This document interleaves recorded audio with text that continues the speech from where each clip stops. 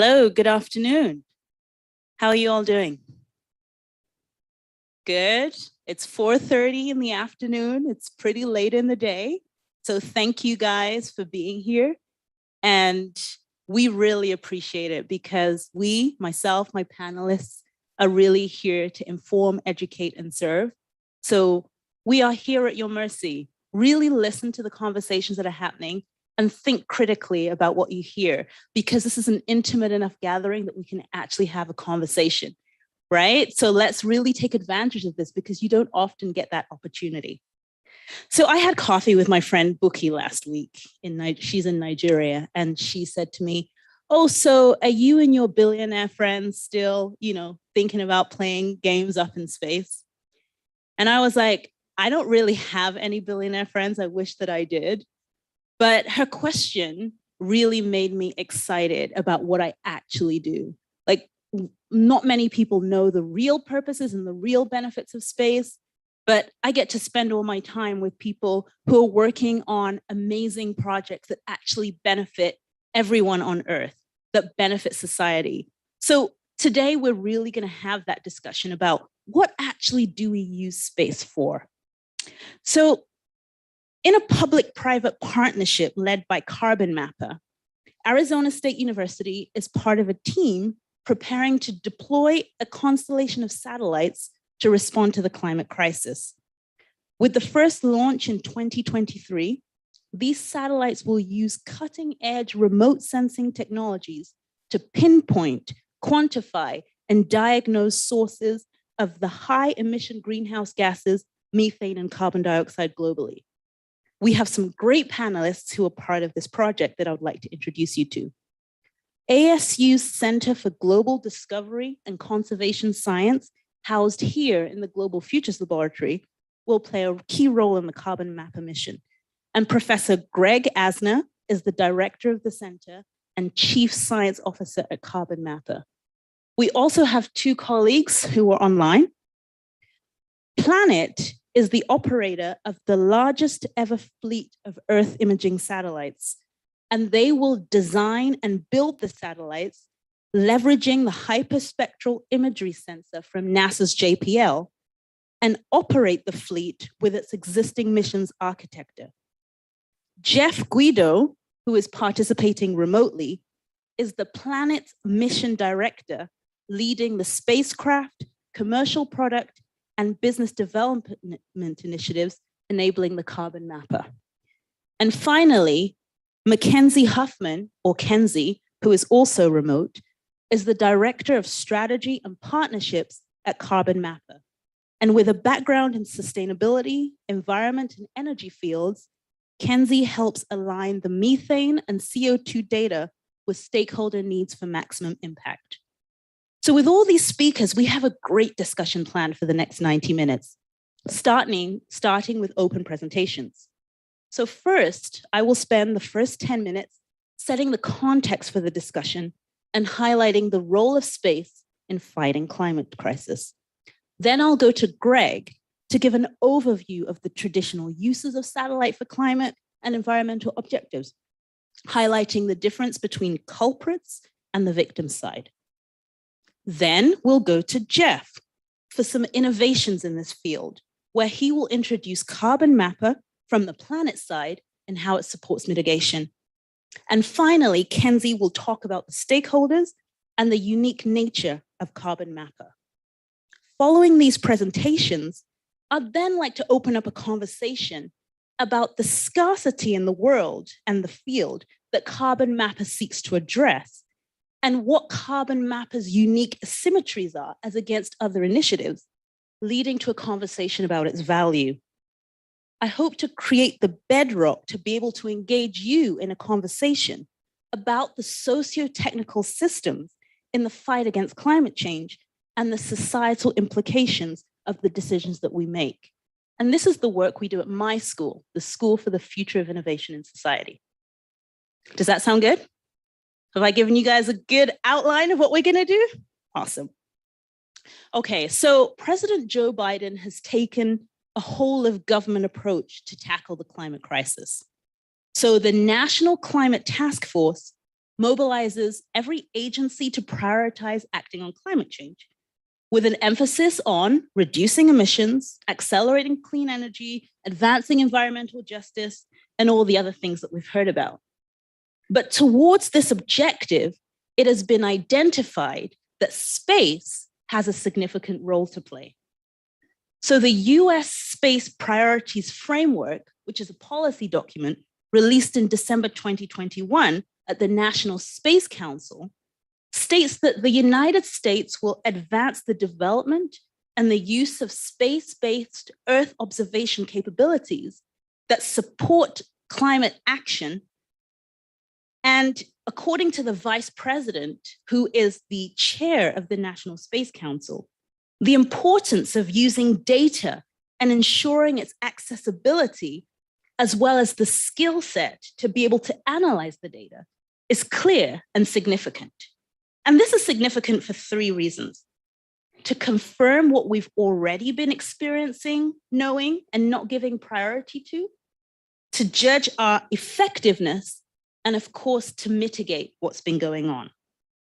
So the emphasis on access is fundamental because in practice, access to Earth observation data has been hampered by restrictive access and pricing policies, and is ultimately subject to political, strategic, and military considerations of the most powerful actors.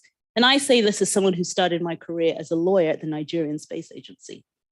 So at COP26 in Glasgow, the 39 chief science advisors present, including Eric Lander, the US science advisor, focused on the need to develop ambitious, scientific, evidence-based long-term strategies. And the US interpreted the statement of all these science advisors as the need to have climate plans with accountability, the need for ferocious innovation, and comprehensive measurement. So focusing on measurement, the US science advisor stated in his speech at the AGU in December that the world needs better tools to measure national emissions from every country so that we can track progress, to hold each other accountable, and accelerate progress by seeing what's working and what is not. And to do this, we need a revolution in greenhouse gas measurement, monitoring, and reporting. And it will require countries working together, including sharing and analyzing data. This essentially confirms what has been on the horizon over the past few years.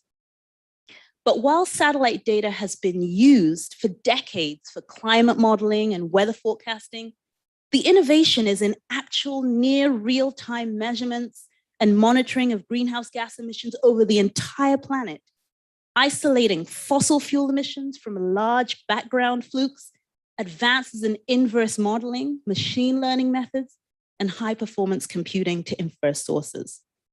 I have a 5-minute video that I would love to play right now to show you the research that I did about what these new tools could actually mean for climate change. Can we play the video?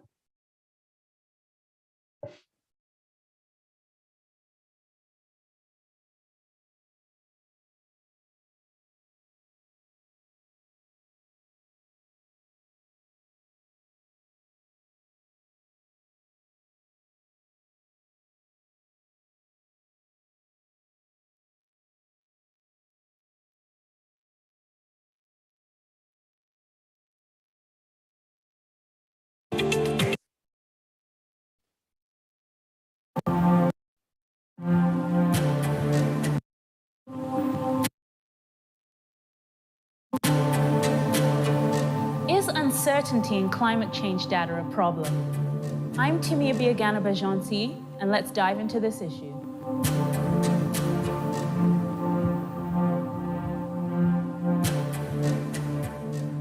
The concern is very real that the measurement systems for human-induced climate change just doesn't cut it. How do we determine these emissions in the first place? The most commonly used method, particularly for fossil fuel usage, is the statistical activity data method, which is based on calculating emissions. This may be a good approach for developed countries that have highly advanced statistical information. But what about developing countries who don't have these systems in existence? should we be looking at a measurement approach to supplement the calculation approach based on statistics? If you have a measurement site, okay, you have a station and it measures the concentration of the gas, okay? And what you do, you take this concentration, which is like a number of the molecules per cubic meter. So you have so many molecules of CO2, and then you use like the weather forecasting model. We've done a substantial improvement in the observational methods and in the inverse modeling methods, which actually allows us to draw the conclusions that could be more precise than traditional inventory. The question is, do we need a new methodology to help us determine how to use atmospheric measurements? The Intergovernmental Panel on Climate Change, the IPC, take the approach of developing methodologies so that different countries can have an approach that suits their national circumstances. On the other hand, the problem with this methodological approach, which gives states a suite of options to choose from, means that everyone isn't using the same methods. So should we then be looking at establishing an international independent dataset? In essence, one dataset that is the record of truth. This may create a better basis for comparison and information which we could use to determine future climate action. So you cannot put a lot of different numbers which will show different things. So we have to agree if we accept something else in addition to the traditional reporting, that this something else should be accepted as an international standard, and then everybody have to follow that international standard. The European Commission are currently working on a massive global carbon observing system. This would integrate satellite data with in situ observations, as well as statistical data that come from inventories. The idea behind this is to have a truly independent system that can support the verification of emissions in national greenhouse gas inventories. But the Europeans want this to be part of an international system. This led to the New Delhi Declaration, which is an agreement between 60 agencies led by France that seeks to get agreement about having this international independent system. One of the messages of the New Delhi Declaration was we have to work all together. Space agencies to provide the satellites and the good instruments, and also the scientific community through research programs in order to be able to extract from the measurements of these satellites and these instruments the good signal, the signal which is interesting. So we've talked about the science, we've talked about the methods, we've talked about the data that comes from satellites. But if the trend is now towards integrated data, coming from satellites, coming from different sensors, coming from the ground, we inevitably run into questions of big data. So when we now combine the data, do we have a new product? Should it be regulated in a different way? Who has control over it? What are the biases that may exist as a result of integration? And what are the security implications of an open data policy? But right now, we're so caught up on the technical dimensions of this integrated data future that we're not having serious discussions of these wider governance and legal concerns. Most importantly, the modeling community and the satellite community are well-coordinated groups, but coordinating for the in situ components is a challenge as it's a fragmented community. So creating a truly global and integrated system will require the correct structure to oversee the coordination. My paper makes several recommendations, including that the supporters of the New Delhi Declaration establish a forum in which these issues can be addressed, and other issues of transparency relevant to the Paris Agreement, including monitoring, reporting, and verification procedures. This is particularly timely, as states are currently negotiating the rules, modalities, and guidelines of the Enhanced Transparency Framework. These proposed new datasets could even feed into the global stocktake, which measures collective progress towards the objectives of the Paris Agreement and will take place in 2023. The consensus built around the New Delhi Declaration creates the opportunity to bring several actors together to determine the parameters around such an independent international system for curbing anthropogenic greenhouse gas emissions. Thank you.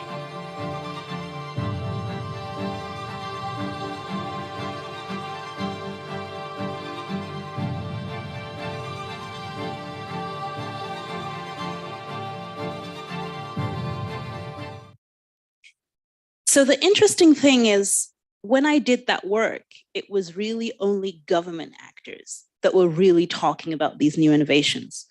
But alongside these government actors that I mentioned in the video, private actors are increasingly collecting, using, storing, and disseminating space data alongside national space agencies and other NGOs. So innovators such as GHGSat and the Environmental Defense Fund, who are developing capabilities to measure GHG emissions from individual sources, industrial sources, using remote sensing satellites.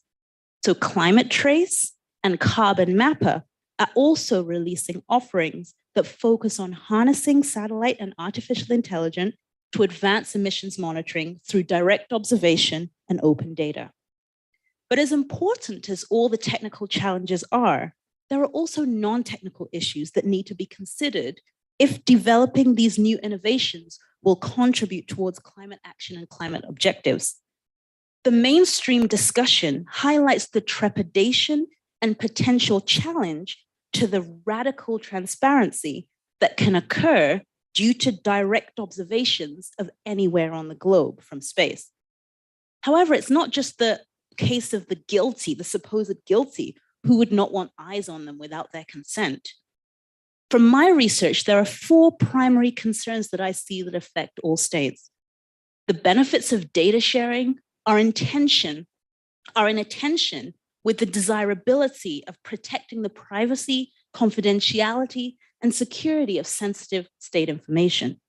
Secondly, remote sensing measurements and sharing of data without the permission of the sent states conflicts with the emphasis on non-intrusive transparency measures that are respectful of national sovereignty under Article 13 of the Paris Agreement on Climate Change. Thirdly, is the problem really about needing more data to be able to hold actors to account? For that point, I ask, is increased focus on data collection another techno fix that simply distract actors from what they really need to be doing? We may have to challenge the potential myth that transparency is a viable basis for what we're doing. Many studies have already been done that say that we all know who the largest emitters are. How have they responded to the scientific evidence of the climate risks of their products? Perhaps the issue is not more data or increased transparency, but rather the focus should be on the ethical, legal, and historical considerations that may further inform discussions about carbon producer responsibilities to contribute to limiting climate change. And finally, perhaps actors will need to ensure not only data transfer, but technology transfer. If only a small number of states or actors have the capacity to produce satellite measurement data, and one state or one actor's data is chosen as the authoritative source for emissions measurements, other states may be concerned about the independence of this data. As society still has not dealt adequately with the trust issues of only certain countries having monitoring ability, it should be open to responsible actors to also have this capability. And Article 13 and 14 of the Paris Agreement mandates that support shall be provided to developing countries for implementing the transparency requirements and for building up transparency-related capability. Without such procedures, many developing countries fear that they would find themselves disadvantaged during multilateral reviews. And one way that support can be provided is through increased international cooperation in developing and utilizing the tools required to aid transparency for everyone. So these are just some of the perspectives that I wanted to share with you for context to show that on the one hand, we're so excited by all the new technological tools that happen. But on the other side, technology, we think about socio-technical systems. So what is the context in which technologies are developed? Who are the people that have access and what are the challenges that emerge when we have all these new cool innovative ideas? So first of all, we will go to Greg, who is the Chief Science Officer at Carbon Mapper, to give us an overview of what's going on. Okay. Do I have a way to click through some slides?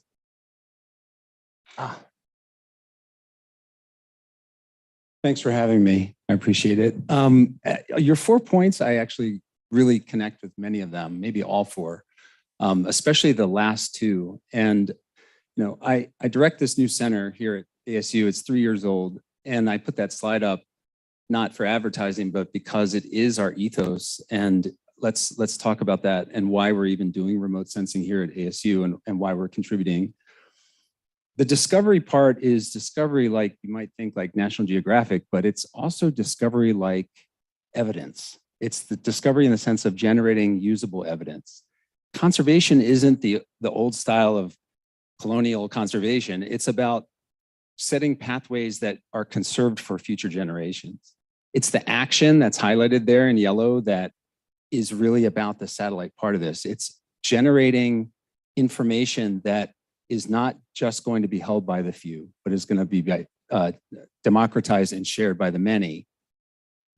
That's one of the big challenges that you brought up, but by the many.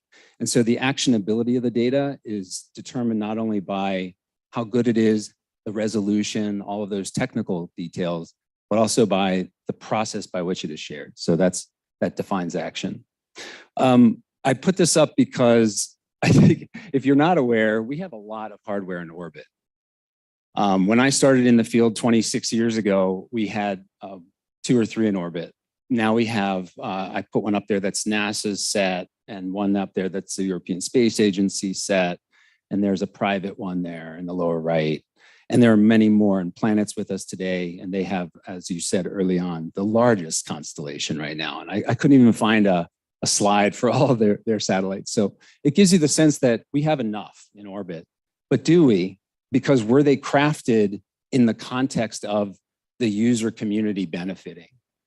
And then who is that user community? And I think Carbon Mapper gets close.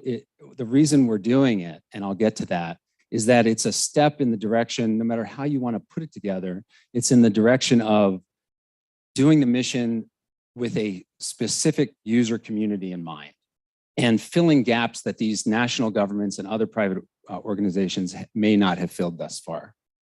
So Carbon Mapper is, as Timmy said, I'm serving as the Chief Science Officer. It's a partnership between multiple agencies and organizations. I'm going to let Jeff talk about the public-private partnership part of it.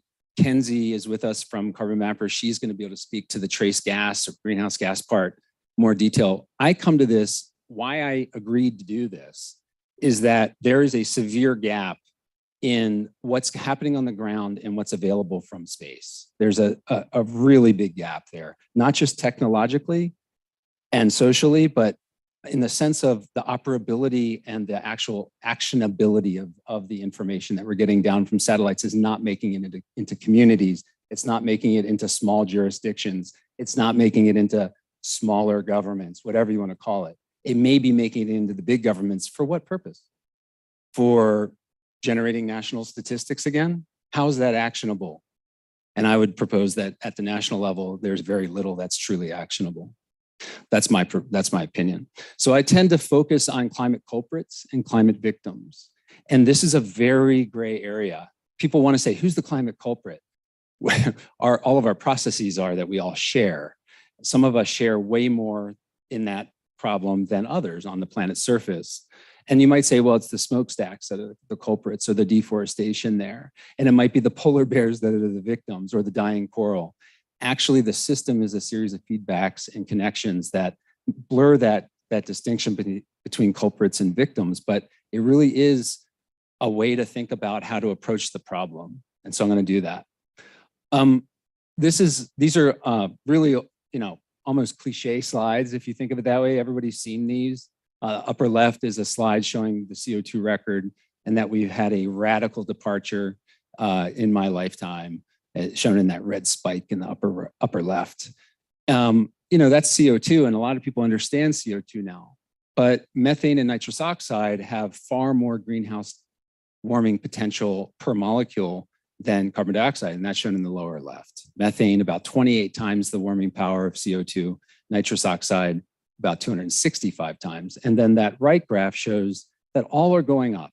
All are going up. So who's generating that? Where are those culprits? Where should we be focusing the mitigation in the increasing emissions.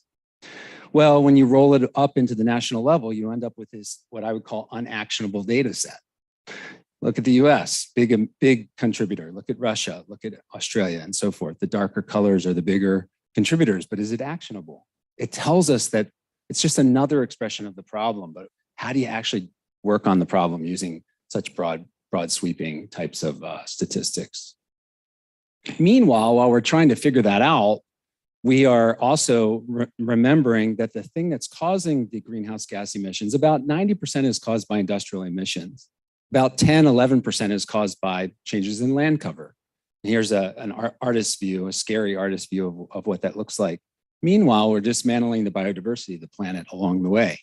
And so you really cannot decouple climate change and industrialization and the big super emitters from the fact that we're also dismantling the rest of the fabric of the planet's surface, upon which we depend.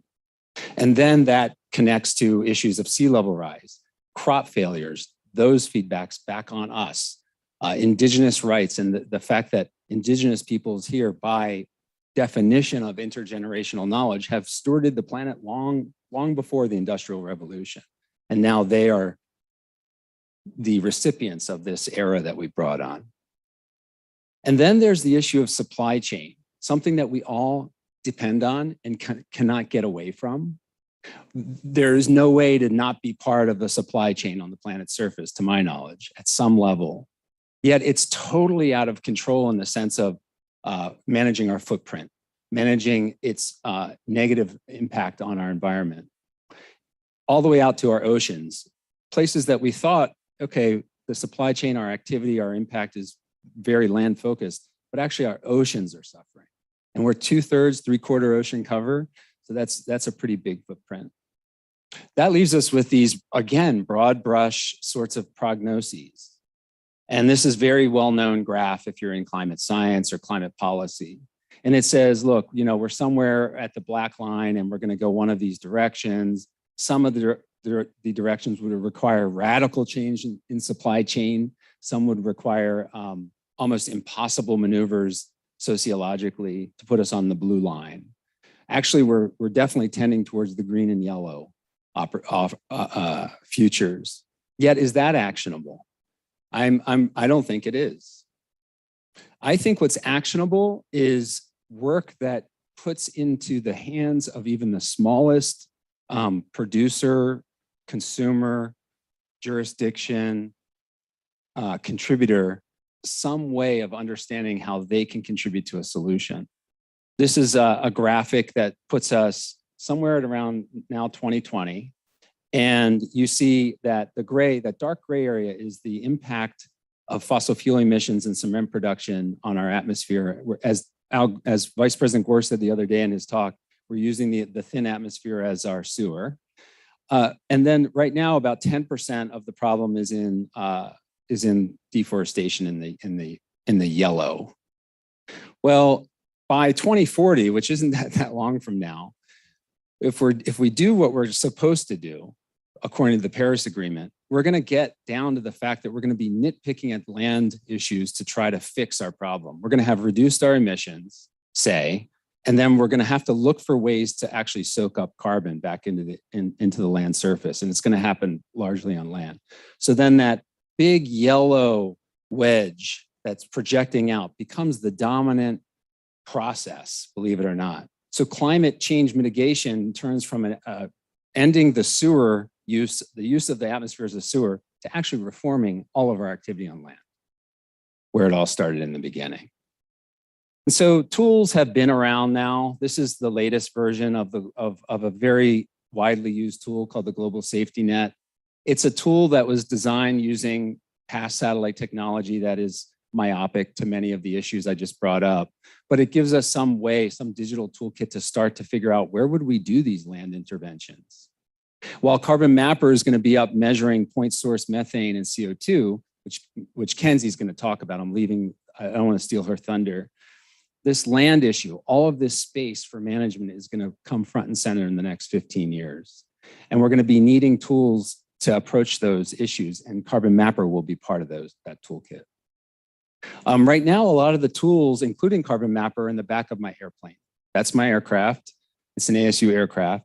On that aircraft is that technology that is being launched into orbit via Carbon Mapper in about 18 months from now. Right now, we fly around in airplanes and we look at things and we try to work with jurisdictions, call them states, provinces, sometimes national governments. We use all sorts of fancy techniques that science loves to create, but that don't get out of the ivory tower very easily until a government needs something specific. And that's what we have as scientists in this space have to start doing better at, is not just doing the measurements to know, but doing the measurements to generate actual decision-making leverage. One example I wanted to bring up is one that the Peruvian government put into place. Peru is a great place to work. I worked there for about a decade. And this video shows Google's version of Peru and then this new technologies version of Peru. And what you just saw it do is map the biodiversity of the country of Peru in a way with an airplane that took 3 years to do, and a satellite will take about 2 months. That's the big scaler. And to create a surface that then the government could generate action on to protect biodiversity, to store more carbon, to reduce its total carbon footprint, and then to produce a report card for itself that said, here's where I'm doing well, here's where I'm doing poorly, here's the contribution of indigenous peoples to this process, here's the negative contribution of big business, here's the positive contribution of other business, and so forth, and generate something that's actually usable rather than just charts and graphs that tell us that we have a problem. We're doing that in the ocean too. The science of this is starting to figure out that none of this ocean work is going to work unless it's scaled and actionable at the level of the smallest NGO, the smaller actors, not just the G8s and the Paris Agreement type activities. It's going to have to work at those scales. And then my last comment is, all of this technology is useless unless you put the people problem first.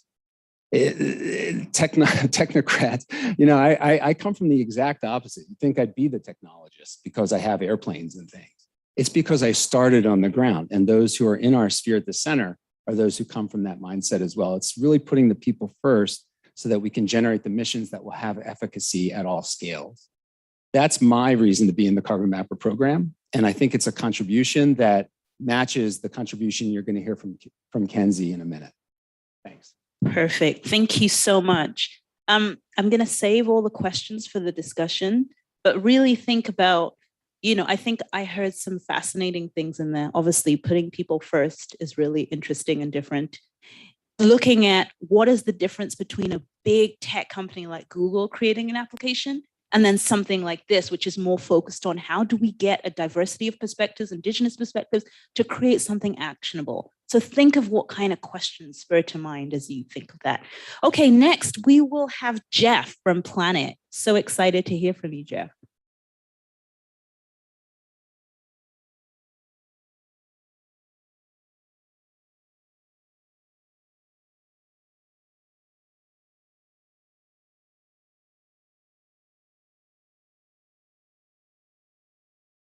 If you're there, Jeff. Okay, great.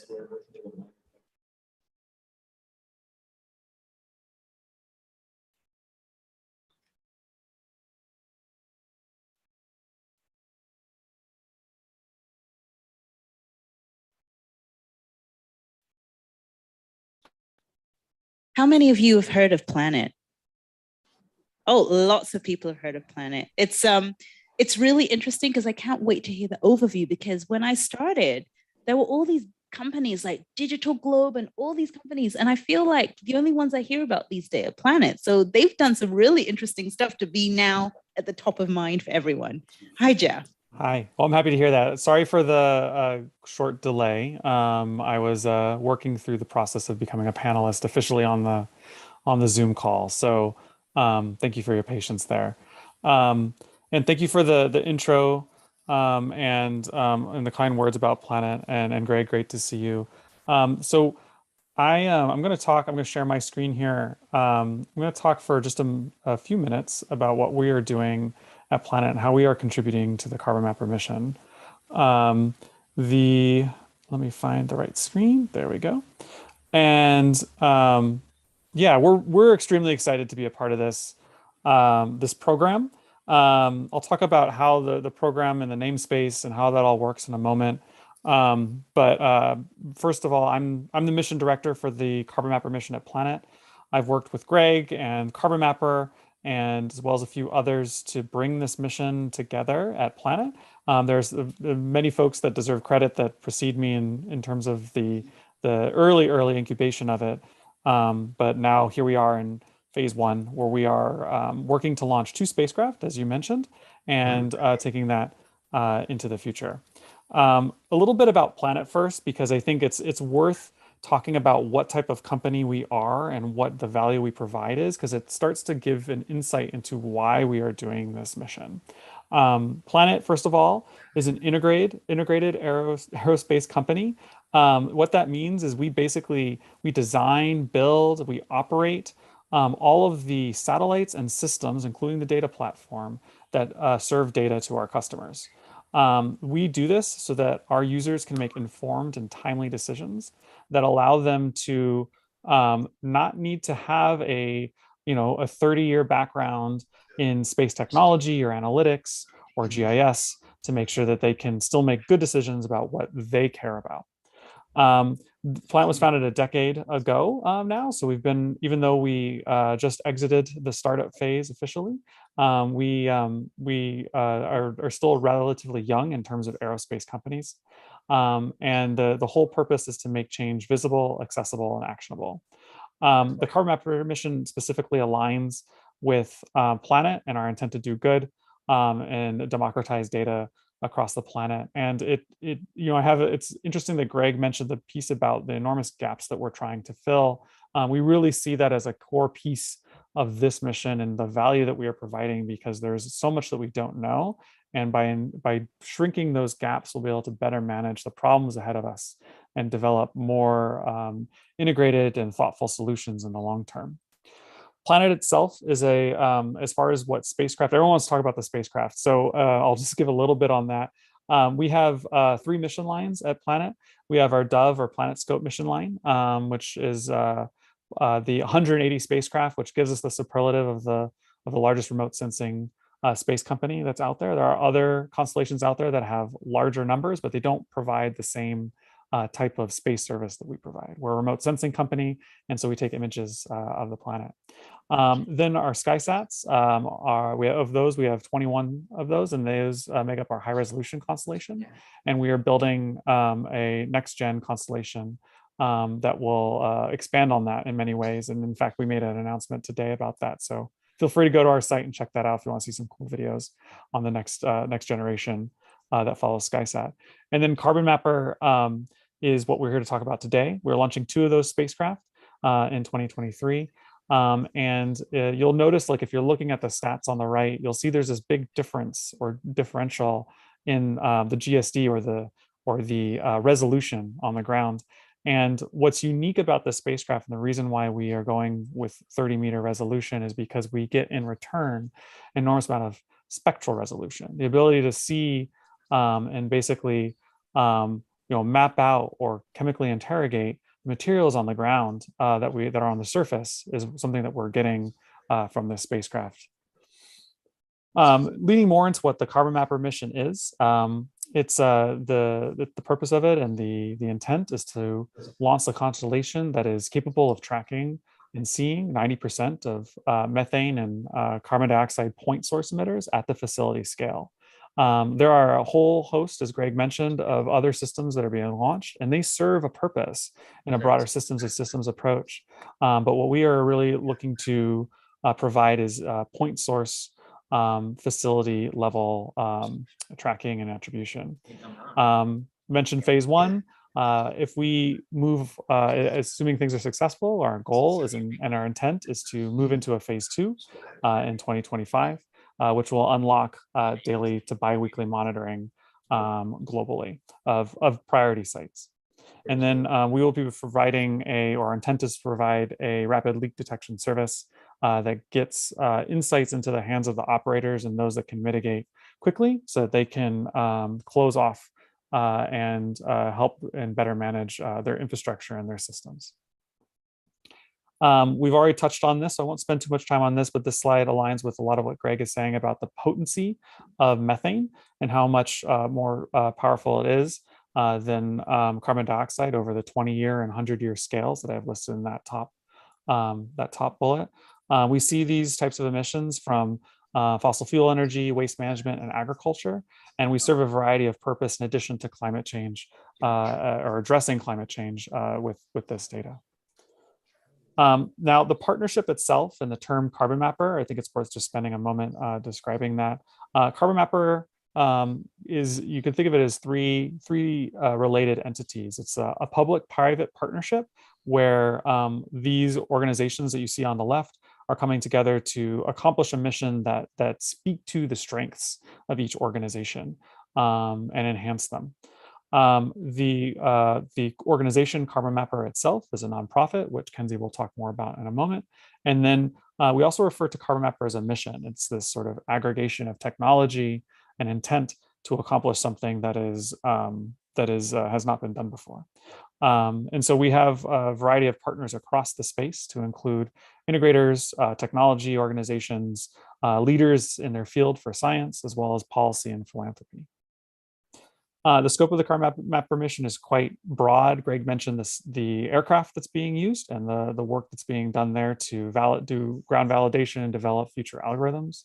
We are integrating technology from JPL, integrating it with our spacecraft at Planet that we are building ourselves, and then using our rather robust mission operations architecture to guide, schedule, and keep healthy these satellites that we're putting into space. We work directly with launch providers to get our systems up there, and then there are going to be a number of public portals that are going to provide the public benefit that the methane data is intended to provide long-term. So I have a little slide here, just a visual on the type of orbit that we'll be seeing. This is what's normally called a sun-synchronous orbit. We'll be crossing a planet in a repeatable fashion. And that gives us, the reason why we do that is it gives us the highest level of illumination on the targets that we see. Assuming that all goes well in phase 1, we will move into a phase 2 of a much larger constellation. You can get a sense of how they will be deployed across the planet in the long term. I just have a couple more slides, a couple more remarks here. This is a quick thought or visual on our concept of operations. The way that the imaging occurs is it collects data in strips. And from those strips, we process them to locate the methane point source emissions. And the reason why we have that orbit that I showed in the previous slide is that we can have the satellites cross and then image a strip that hasn't either been imaged recently or one that has an ongoing event on it that we want to continue to maintain awareness of. Now, we've talked a lot about methane. That is the leading use case of the Carbon Mapper mission, but there's so much more that the sensor can do. And this starts to touch on a lot of the things that Greg and his team are working on. Methane itself is only comes from a small, or is detectable only from a small subset of the spectrum. But this is a 400 band hyperspectral sensor from which we can extract a lot of other insights. That paired with a large constellation and our data processing infrastructure allows us to really take steps into a unique number of areas that are currently not possible today. So we're really, really excited about that and what that can do beyond just methane mitigation. So just to recap and just sort of to wrap things up, this is if you take away some things from this conversation here, or at least from my portion, this is a unique private-public partnership. It's something that we can't find a lot of evidence to have happened in the past, and so we are very proud of us being able to pull this together and have this partnership work in the way it is. The system itself helps to fill gaps as a global monitoring system for methane. And in addition to methane, we see areas and potential in other areas such as agriculture, biodiversity, and water quality. And then we believe that hyperspectral data or the data we will produce will contribute meaningfully to climate action in general. We are working to develop those products with key customers and welcome interest and collaboration from those of you that may be watching that may want to work with us in the future. So, and that's all I have. So thank you for the opportunity to talk here. I really am appreciative of being asked, and I'll hand it back to you all. Excellent. Thank you so much, Jeff. And some of the things that I heard that I would like you to reflect on, that we can even get to in the discussion. Planet is now a public benefit company. What does that mean? That is at the end of the day, doing good is the whole objective of the company, which I think is very, very exciting. So congratulations on that new status. And of course, in the last comment there, when he was talking about some of the other potential uses of this information for things like carbon markets, right? To be able to have data sources that can influence how we do the trade in carbon. There's a lot of sociological issues to think about that too. So rummage on that as we hear the final presentation. Kenzie, are you there? I am. Hello. Hi, welcome. Thank you for having me. Nice to be here, and especially with my partners. So very excited about that. So I will get started, and I'm going to share my screen as well. And similar to Jeff, trying to make sure that I have the right screen. But can you guys see? Yes. Like napper. Okay, perfect. So as you know, everyone kind of mentioned, I am actually with the nonprofit Carbon Mapper. We do like to make it interesting with naming everything Carbon Mapper. No, but so we are, as the nonprofit, we're really leading the coalition and are focused on delivering the public good aspect of the mission alongside Planet and Greg and our other partners that Jeff highlighted. And I'll talk more about, who we are and what we do in a minute. But as Greg noted, we're primarily focused on methane and the CO2 problem. So I will be focusing on that, but there's a lot more to talk about. And so really, I thought what might be useful is to take a quick step back and to reflect on the broader policy landscape from a methane perspective and kind of where we are and why this mission is so urgent and necessary, and why the partnership is so unique. So global leaders across policy, business, and civil society are really, really focused on methane right now. At last year's COP, there was over 100 countries signed on to the Global Methane Pledge, which was a major, major accomplishment. State Department had been working that for quite some time. In addition, the US and China, they had a side joint declaration on climate action that also touched on methane reductions. And supporting these efforts, philanthropy raised over $325 million to support actions that help countries deliver on the Global Methane Pledge. So there's a lot of attention on it. And, both Jeff and Greg talked about why methane, and I'll double down on that in a second. But these actions are some of the biggest announcements to come out of last year's COP. So it really was, as it said, the methane moment. However, attention started to really quickly shift from applauding these commitments to wondering about what are the next steps. Stakeholders started to ask the very valuable question of how are countries and how are all these actors going to actually deliver on these commitments?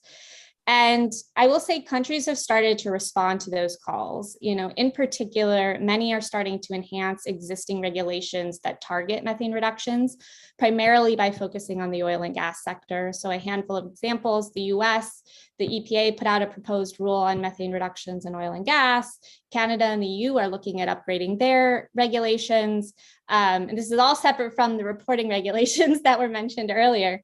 And Colombia became the first South American country to regulate methane from oil and gas earlier this year.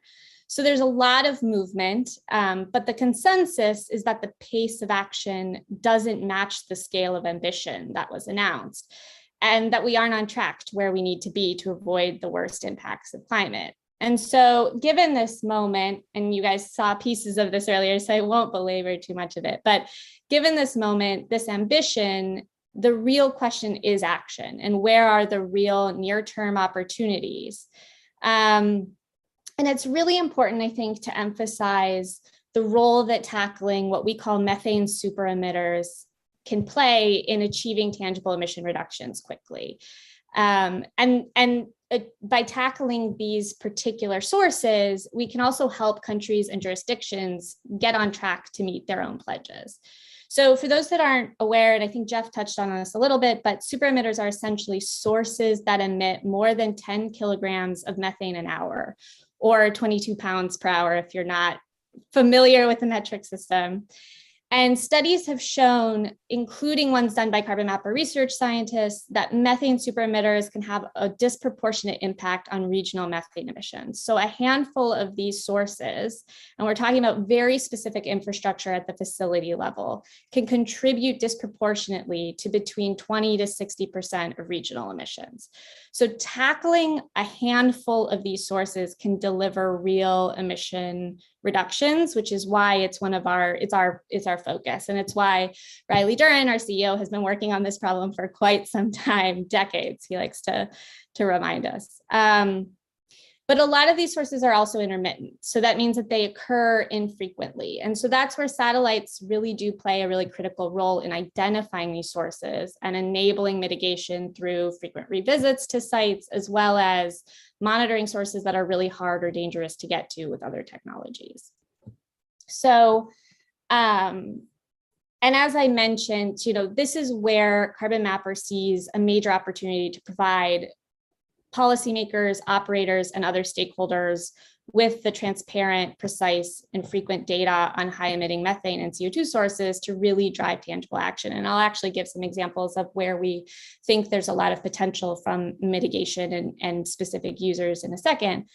But as I mentioned, at the top, we formed this new nonprofit to drive that mission in collaboration with our partners. And in particular, we're really focused on filling, and Greg mentioned this as well, filling this data gap and really rooting the data that we're collecting and the insights and the action in science, and really trying to bring that to bear across a number of elements. And so we're doing that, primarily we're working to improve the transparency and availability of methane and CO2 data for these sources.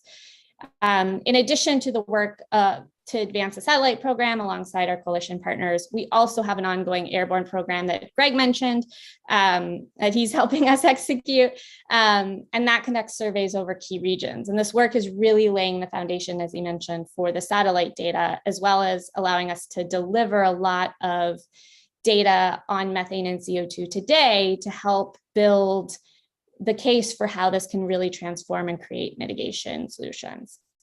And a really, really critical part of the Carbon Mapper program and our mission is that this data is free and open to the public. And we have a global data portal that is in its, I would say, version 1, but we're working to get it better, especially in advance of getting satellite data next year. The second thing we're focused on is advancing the scientific understanding of these sources and generating actionable insights. So really understanding what is emitting and where it's emitting can lead us to investigate why it's emitting and ultimately to tangible solutions. And so we work with a number of partners on the ground across states and companies and nonprofits to actually really create a system where emissions are identified and the challenge is handed to the right people to actually fix and mitigate leaks or high emitting events and actually really, really create tangible solutions. We're also focused on the role of remote sensing and methane measurement and monitoring in policy. So things like the EPA rule in the US, I mentioned earlier. And then we're also focused on building meaningful collaborations to deliver on those solutions. And the thing that's really important about all of this is that no one satellite or technology will be able to see the entirety of the methane problem. It really does require what we call a systems of systems approach. You have to leverage the suite of technologies from surface-based monitoring to aircraft to satellites. But what's interesting about what we're doing is that we actually think that our mission can fill a very important gap in the emissions monitoring space and contribute to that system. And I think other groups were mentioned, like Methane Sat at EDF and Climate Trace and others, and we can probably talk about that later. But it's really, really great to see this space, a number of emerging groups and programs coming out with remote sensing capabilities that are really looking to fill key gaps. And this touches on one of the important things is kind of what is the thing you're trying to solve? And so it could be regional emissions or point source. And we just are focused on the point source element. And satellites in particular offer a very unique opportunity here. And so this is actually, so, when we talk about opportunities for satellites and for Carbon Mapper in particular, what are those opportunities and who are we looking to use and engage with this data? And so this is a good example of kind of the broad overview of some of our use cases where having data transparency at this level can really drive certain and very specific types of action. And our theory of change is really focused on providing operators, policymakers, communities, and other stakeholders access to the data that they need. And Greg highlighted this, but we're really, really focused on delivering for a targeted group of users actionable data. And so these are some examples, but this data can help oil and gas operators to quickly identify leaks and repair them. It can inform national inventories by improving accounting and helping to assess progress for solutions that have already been implemented. And that's really critical to figure out, are the solutions that we put in place actually working? It can help companies achieve their mitigation targets. So for example, it can be used to help assess the methane intensity of natural gas supply chains, for example. And that is critical for some companies who are trying to actually minimize their scope 1, 2, and 3 emissions. And it can also inform best practices and prioritization for sectors that haven't yet received much attention, such as waste and agriculture.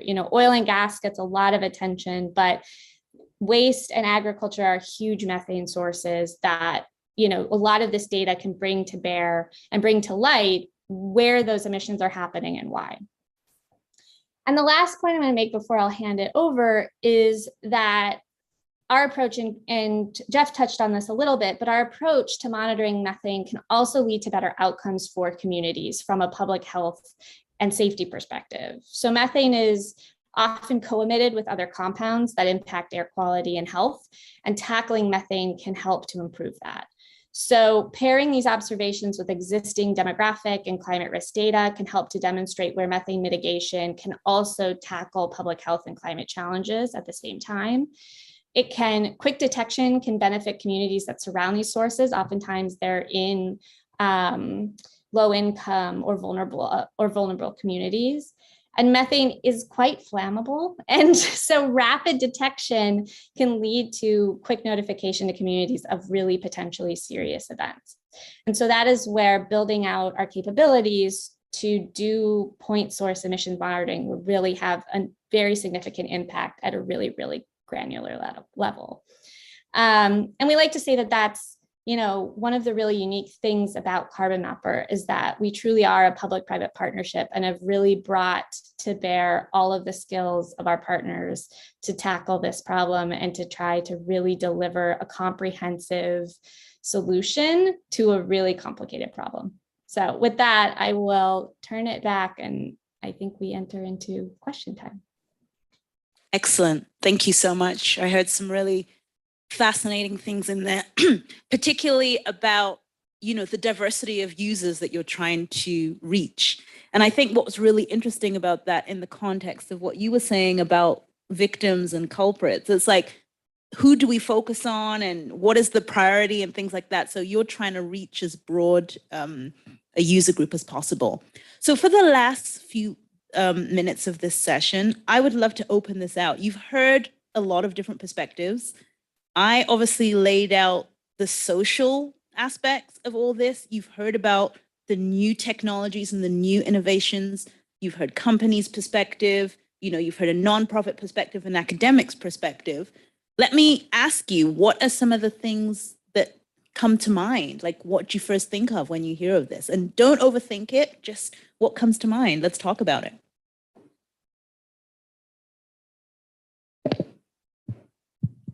This was absolutely brilliant. Thank you. I am blown away. So for me, what first comes to mind is that the 179 member countries of the Interparliamentary Union have come to me and said, help us educate all of our members on climate action before the next COP. So I really want to talk to you guys more. The Commonwealth Secretary General has said the same thing. So I've just been having meetings about these videos all day about how we're going to do this. So I could not be more excited. I also come from New Zealand, where 50% of our GHG emissions are from methane from livestock. And so I have about 10 questions, so I won't hog the mic. I'll ask them all, and then you can decide which ones and then give them to others. So first of all, with this $325 million that was raised, is that enough for you guys to do this so that you can be completely independent?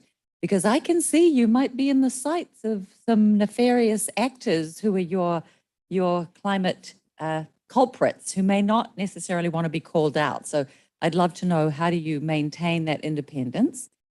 Second of all, question is, when you discover at point source, what are you going to do with that data if people don't want to action it? Are you going to call them out? And hopefully you've got, you've got insurance and protection and all that stuff. And then the third question I had was, what about landfills? So we know that a lot of methane is coming from landfill as well. We had a session here on Monday with somebody who's got a grassroots solution in 100 cities to mitigate that. But how are you measuring that point source, or is it going to be too distributed? So I've got plenty more, but I'll stop there. Kenzie, would you like to address some of those questions? I was like, that is me. Those are all me. I mean, others can comment.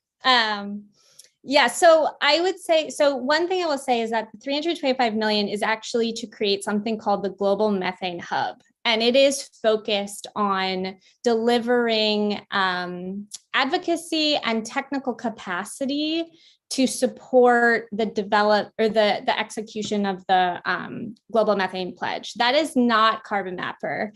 So unfortunately, we are not the recipient of that. But it's really, really critical, because one of the things I will say about Carbon Mapper and what we're doing is we have all this data, and this touches a little bit, I think, to your second question.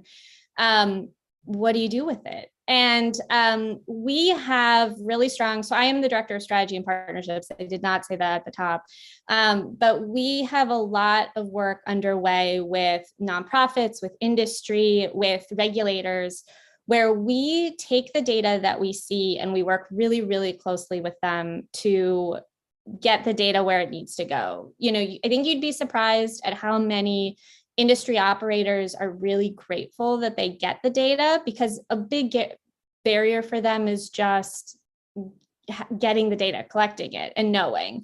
And a lot of times these super emitting sources aren't clear cut. They don't capture them with kind of existing monitoring systems, which is why we do engage on policy as well to kind of help support and feed into, this is what a comprehensive monitoring system should look like.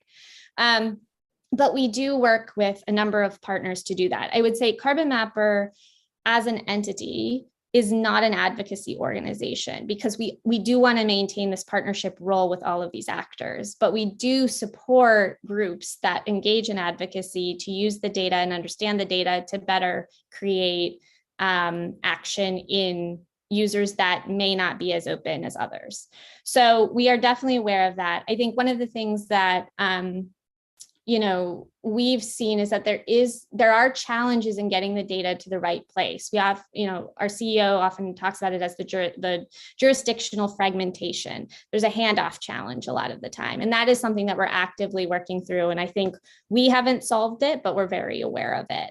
And then the last question on landfills, yes, we are very active in addressing landfills. So with our airborne program, we do fly over a number of sites, including landfills. So that is a big focus, especially for this year. I didn't mention this, but the international, you mentioned you were from New Zealand. we just kicked off our 2020 airborne campaign, and our goal for this year is to also include some international flights.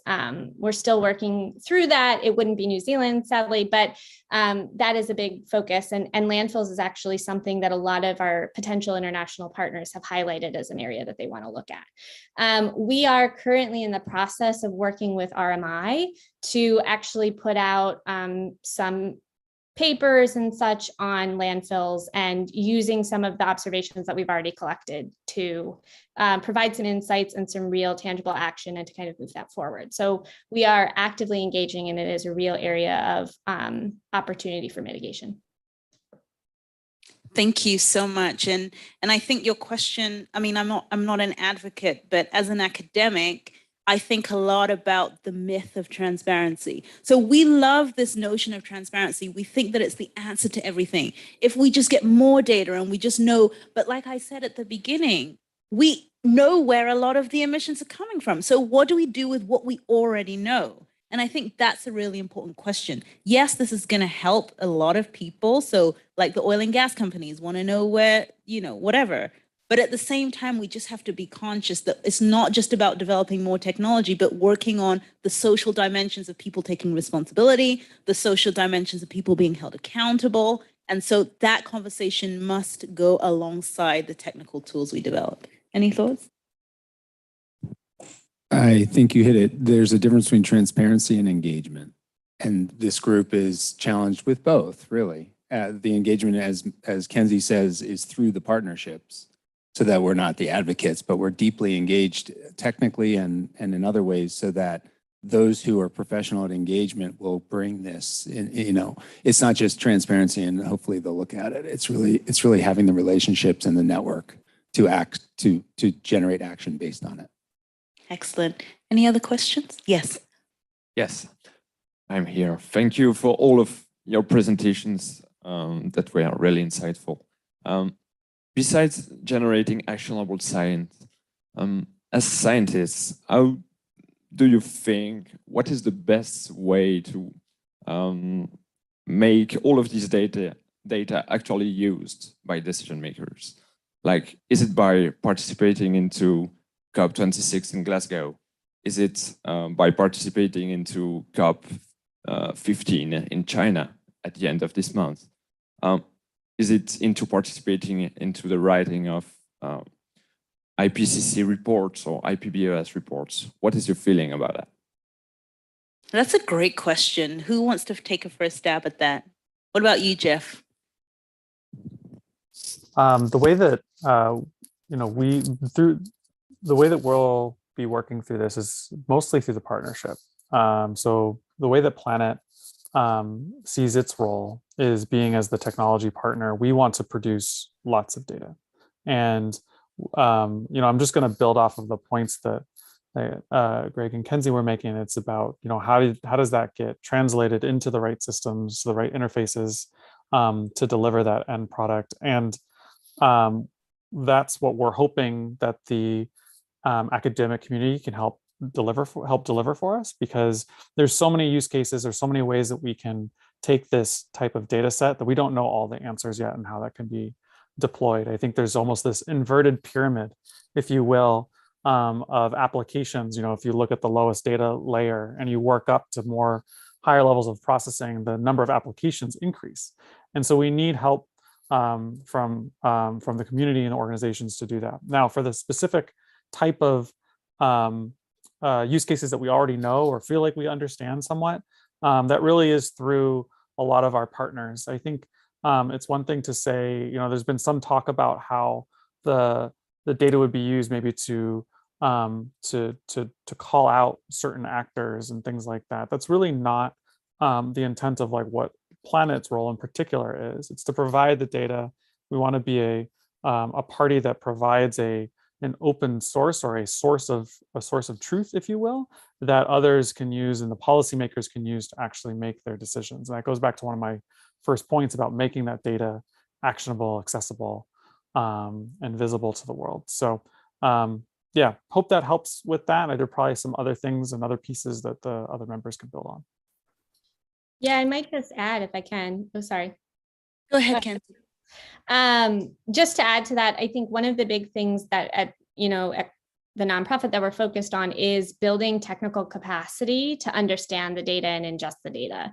And that is something that with our coalition partners, in particular, the California Air and Resources Board, we've been working on from a state perspective. So thinking about regulators at the state level, they have really been kind of the tip of the spear in understanding what is needed and then leveraging them to help educate other states on what is needed to use this data similarly. And so really trying to accelerate some of those gaps in just understanding the data and having the technical capacity to use it and trying to find ways to do that. I think that's a really big and critical moment for us. And so we are partnering with a lot of other nonprofits to access those policymakers and help get them the education and the understanding that they need and kind of just keep doing roadshows on what is the data, how it's used, and providing that support.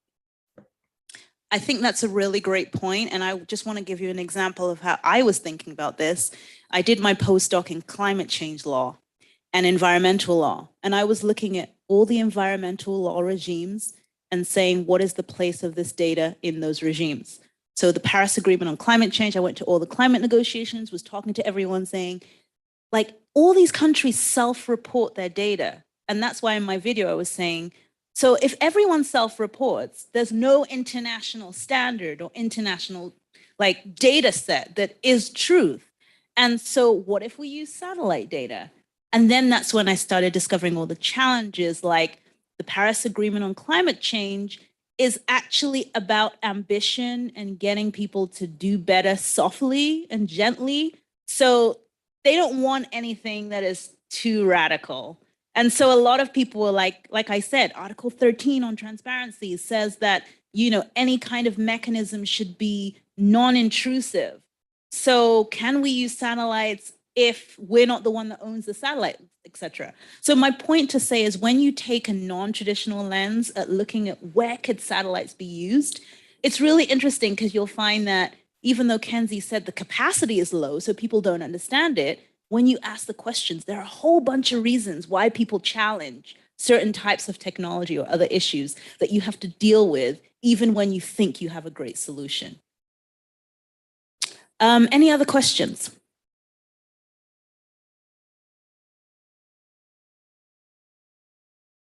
Go ahead.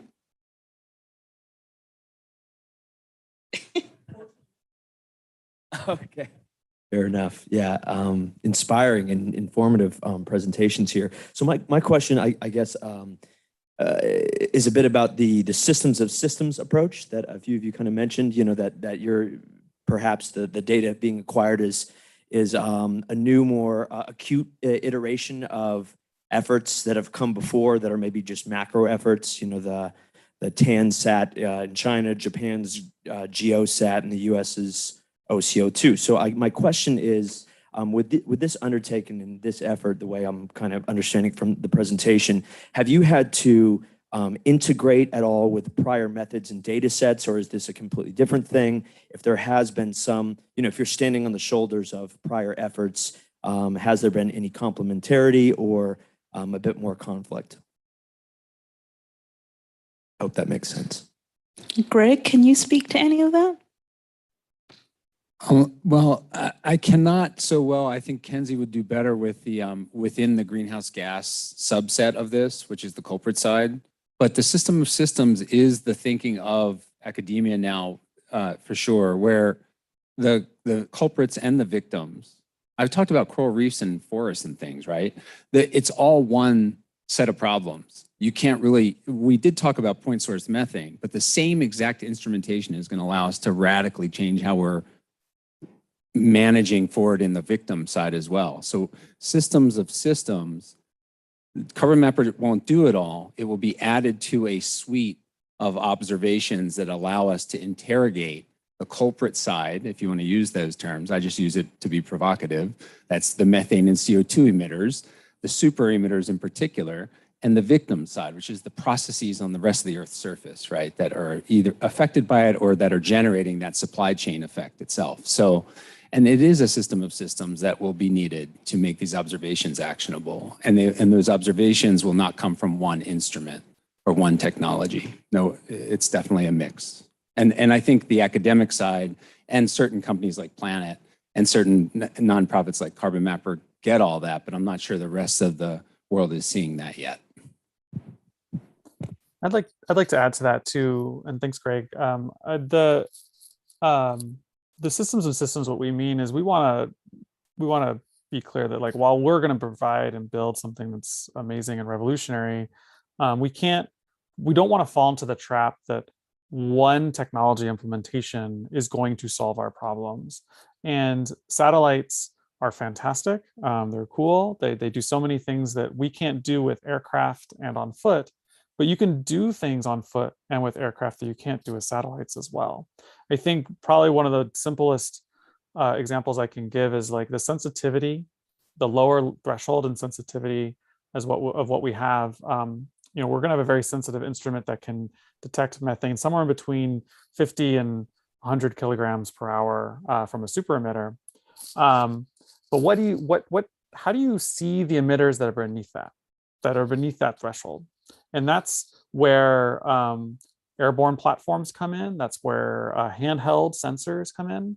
And so that's when we talk about a system of systems, we need to get our heads around what is a comprehensive effort to address an issue, and not just point to one really neat thing that's coming and pretend that's going to solve our problems. Yeah, I think that is a great point, that essentially we're at this time where we're saying the integration is key, right? And so I asked in my video, when you bring all these different sources together, how do they speak to each other? Is it a new thing that's created? Do you have different regimes that apply to it? So there's a lot of stuff that we have to think about, and everyone has to learn how to be interoperable, right? So it's also a mindset shift to be able to think that we have to bring all these things together, but it does pose, new opportunities and challenges too. Yes. Just a couple of follow-up questions. Can you explain how Carbon Mapper works with other groups like Climate Trace, for example? And with the money, you've told me the 325 million is not going to Carbon Mapper, it's going to the methane pledge. So what you're doing is pretty expensive, presumably Planet, and I know what Greg does is expensive. How are you raising money to ensure that the nonprofit is able to stay independent, or are you needing to actually take money from some of the emitters who are wanting to be measured? So be very interested in that. And I'll stop there. I have many more questions, but. Go ahead, Kenzie. Yeah, so from the second one, so we actually did raise about $125 million for Carbon Mapper to launch and to support our operations. And then we have also, as part of that, have raised dollars to help accelerate certain pieces of it, like our data portal, and build out some of our engagement.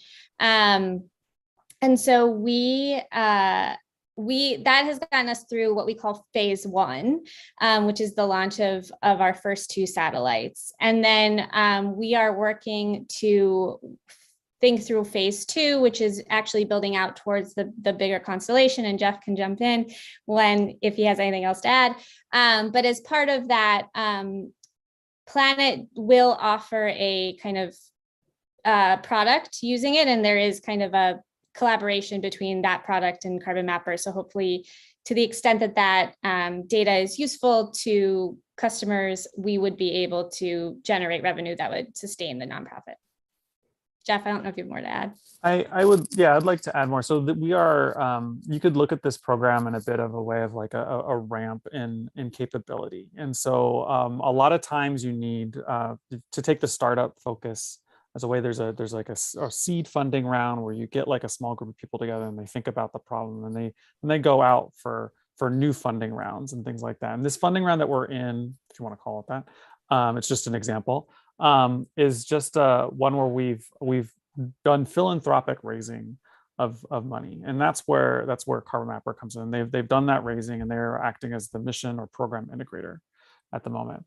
After we complete phase 1, or sometime in that interim, we will want to think about how do we make this commercially sustainable.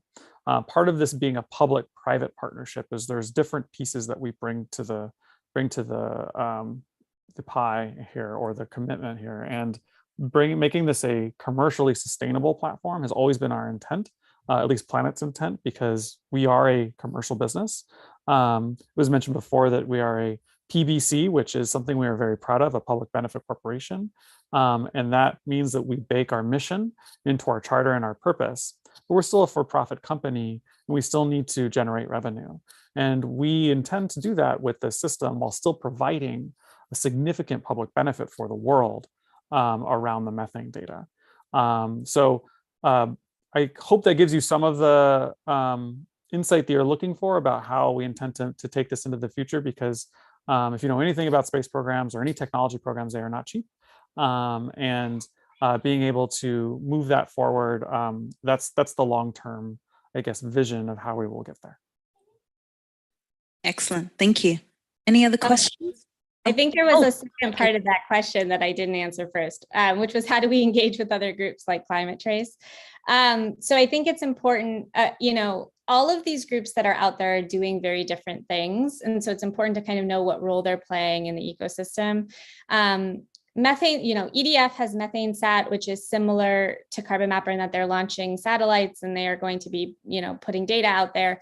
Climate Trace is a coalition, so it sounds similar, but they're actually each focusing, their coalition is built to focus on different sectors and then produce emissions, annual emissions and sector emissions for each of those sectors. And so they've really brought together a lot of partners with that goal to create kind of a global emissions inventory that's focused and leveraging satellite and artificial intelligence, satellite data and artificial intelligence. And Carbon Mapper is really, really just focused on this point source methane problem. And so we work really closely with Climate Trace. We have a really good relationship and there's a lot of partnership with them. But we are kind of tackling different pieces of the problem. And we're really, really focused on, for us, this kind of point source user specific approach. And they are tackling a much bigger mammoth and they're trying to really pull together a lot of that information. So there's a lot of collaboration, but we are, kind of tackling separate parts of the whole. Excellent. Any other questions? I think I'll provoke you with one final question, guys, audience. Some of you would have heard something new today, and I would love to hear from someone, what is the new thing that you've heard today that you never heard of before? Or did we just tell you stuff you've already heard? Because I don't believe that. So someone must have learned something new today. Do you want to share? Yes, we have one person. Hi, I've previously only heard a lot about carbon emissions, but this definitely opened my eyes up to what we can do about methane emissions as well, especially learning about how they're more potent than CO2. Great, that's a great insight. Let me give you one thing that you can take away, and maybe Jeff can, or someone else can correct me if I'm wrong. But one of the most amazing party tricks that I like to say about satellites and climate is that who here has heard of the essential climate variables? So the essential climate variables are basically all the ways that we measure the things to do with climate. And I think there are 54 of them. So sea level rise or things like that. And we use these variables to actually measure climate. And it turns out that out of those 54, 26 of them can only be measured from space. And so when people say, why are we spending so much money on space? Why do we have all these billionaires, just playing around? It's we couldn't even tell you the climate problem. Most of the measurements are only done through space. And this one that we're talking about with point sources and being able to attribute directly to specific installations is an innovation and a new capacity. But we've been using satellites for the climate change problem for decades. So next time someone asks you, why are we spending billions of dollars on space? You can tell them that. So with that, I would love to say thank you so much to my panelists. It was such an honor and a pleasure to have you. Thank you for gracing us with your presence. And I hope you audience had a good time too. Thank you so much.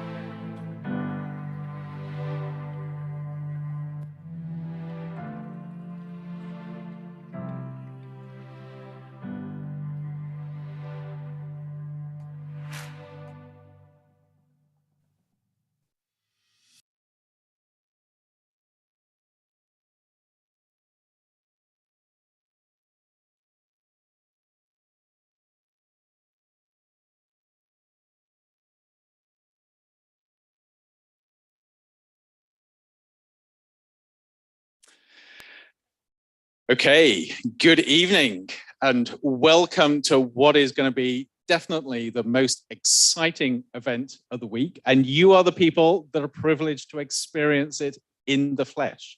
So thank you for coming. My name is Andrew Maynard, for those of you who don't know me. I'm a professor in the School for the Future of Innovation in Society. And my work really focuses on how we think about our relationship with the future, which I guess makes me somewhat qualified to moderate this panel this evening. So we have a fantastic group of people here who are going to be talking about the future in 2052. But before that, I just want to set the scene. So we're looking at 30 years into the future. But if I think about where we were 30 years ago, I was just finishing my PhD in the UK. And it really felt as if the world was a simpler place. And I don't know whether that's just because I'm getting old and nostalgic, or whether it really was different. But sorry, what was that? That was it. It was different. Yeah, but you look as if you're the same age as me. So I'm sure there's a nostalgia thing here somewhere as well. So if you look back 30 years ago, digital communications were absolutely in their infancy. I had email, which I never used as part of the University of Cambridge, but very, very few other people did. The internet, as we know it, simply didn't exist. People still bought newspapers and read books, and social media was pretty much getting something, a piece of paper, and sticking it to a cork bulletin board. This idea of online social media simply didn't exist. And then if you look at other things we've got at the moment, the world was completely different. And now 30 years on, we've got things like nanotechnology, gene editing, 3D printing, organ printing, artificial intelligence, lab-grown food, cryptocurrencies, NFTs, whatever NFTs are. And if somebody can tell me, please do. Space rockets that look like they're straight out of a 1950s sci-fi comic, virtual reality, digital networks where whole new realities are being created literally as we're meeting here. And it just seems like the rate of transformation is going through the roof. But it's more than just the technology.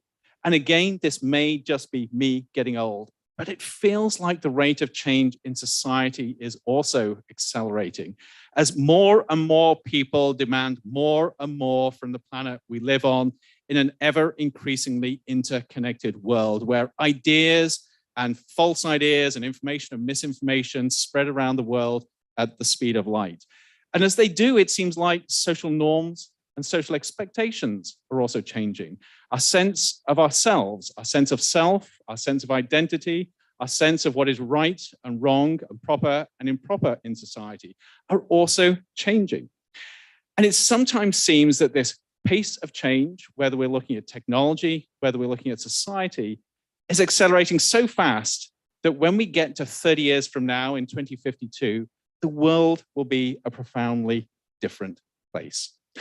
Of course, as I said at the outset, it may just be me being nostalgic, and maybe I've just missed something on the way. But to explore this idea of what the world might be like in 30 years' time, and how we need to be thinking about how we get to the future that we want right now, I have an incredible panel of people.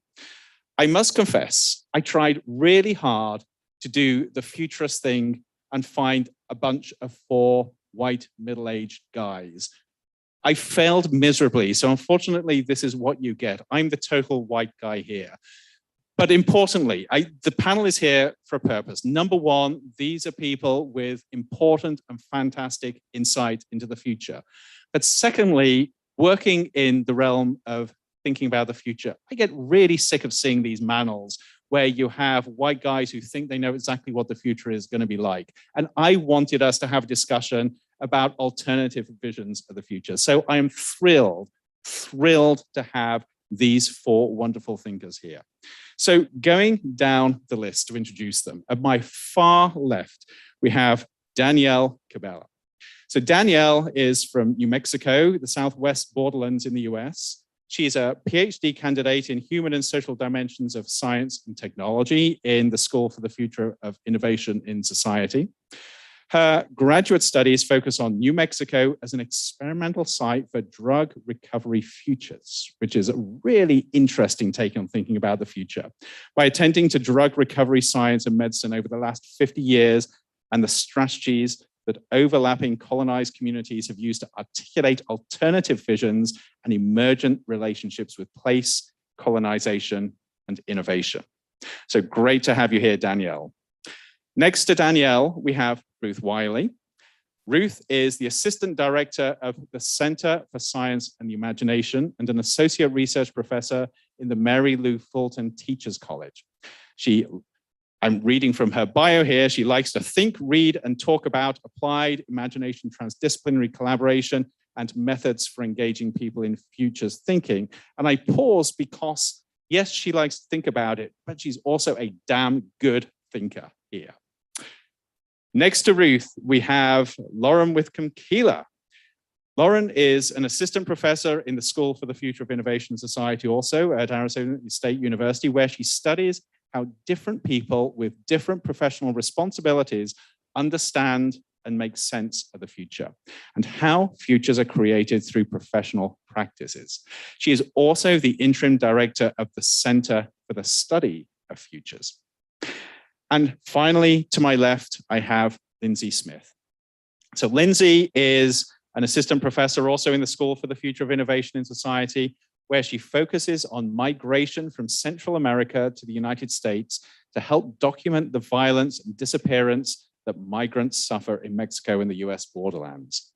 At the core of her writing, research, and teaching, which is also awesome, lies the question of how and when new technologies can be used to address human suffering caused by violence and dispossession.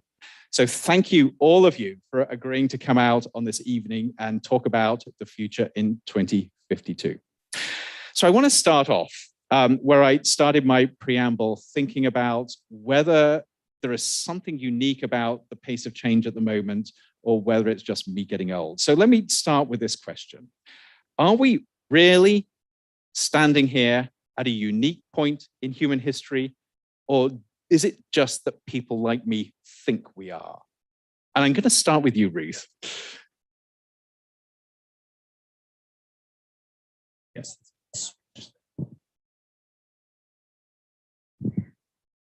Hi.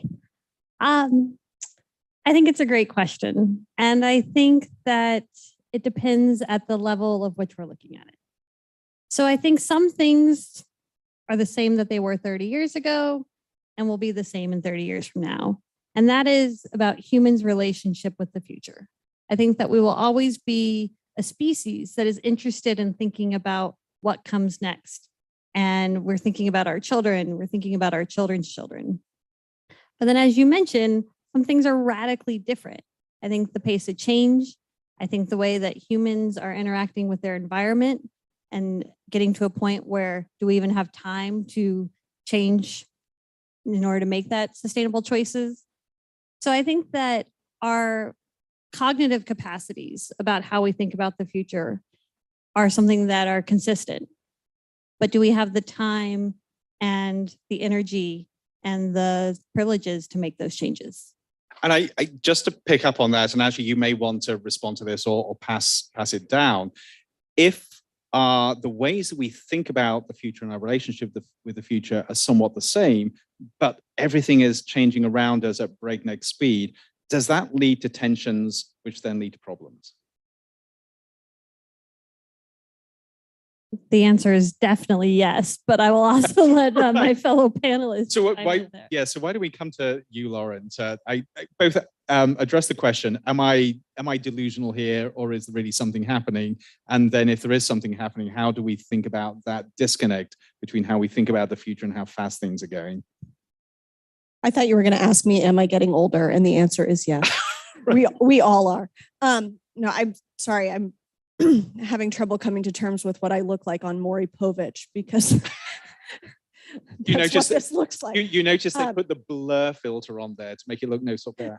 Exactly. So, just to go off of Ruth's response that some things are changing and some things are not changing.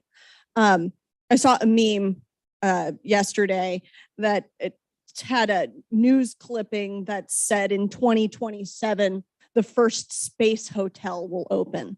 And at the bottom, it said, literally all we asked for was healthcare. So I think that's a perfect example of the way in which things are both progressing rapidly and not progressing fast enough. And so I think we are as a species incredible at changing our environments and creating things and putting our attention on things and transforming them. But the stuff that we transform and how we transform it is often not the right stuff and often not done in the right way. And so, we have irreparably changed our global climate, and the scale at which we are making changes cannot easily be undone. And we have not yet effectively turned our attention to the problem of radically transforming our Earth so that we can keep on living here. And so, yes, things are transforming, but a lot of stuff isn't. And a lot of that is a function of where our collective attention is placed. So I want to come back to a couple of those points. One about our attention, and also the point about irreversible change. But before I do that, let me go down to Danielle. So I'm going to go out on a limb here, Danielle, and say you're probably one of the younger members of the panel. How does it feel to you? Does the rate of change feel normal to you at the moment? Well, I think it's funny that you say that when you said 30 years ago. And now you're going to tell me actually you're 55. Yeah. That's right. No, I was 3 going on 4. So I couldn't imagine what the world was like, but I was going into the 90s, and there was quite a few hip hop albums that I did pick up. So, and as far as change and the rate that it's going, I would agree that what we choose to focus on is important. I think we're always hoping for a better future. But I think the question should be who we imagine for the future to be better. And in that way, I guess being the younger person, I'm not sure if that puts me in a special category, but I'm often interested in the past. And I think there's something to learn about the past and the ways that people imagine the future, let's say in the 60s or so. But. And coming to you, Lindsay, with this, so actually I want to riff off that and start thinking about, as we think about the future, whose future are we talking about? Because as we talk about this rate of change, which it seems like there is something there, things are changing fast. But not only are things changing fast, there's also this narrative that we get from some quarters that things have got to change fast. In fact, they've not only got to change fast, they've got to change faster. And there's always a problem when we're talking about going fast, but we don't know where we're going. And usually that ends up in disaster. But even as we're thinking about this narrative, Lindsay, from your perspective, who should be part of this conversation about what our relationship with the future is? Well, I think everyone in the panel would agree that it needs to be bigger, that we need to find a way to incorporate more voices, and not just to incorporate more voices, but to take seriously in ways that are actionable the futures that other people envision.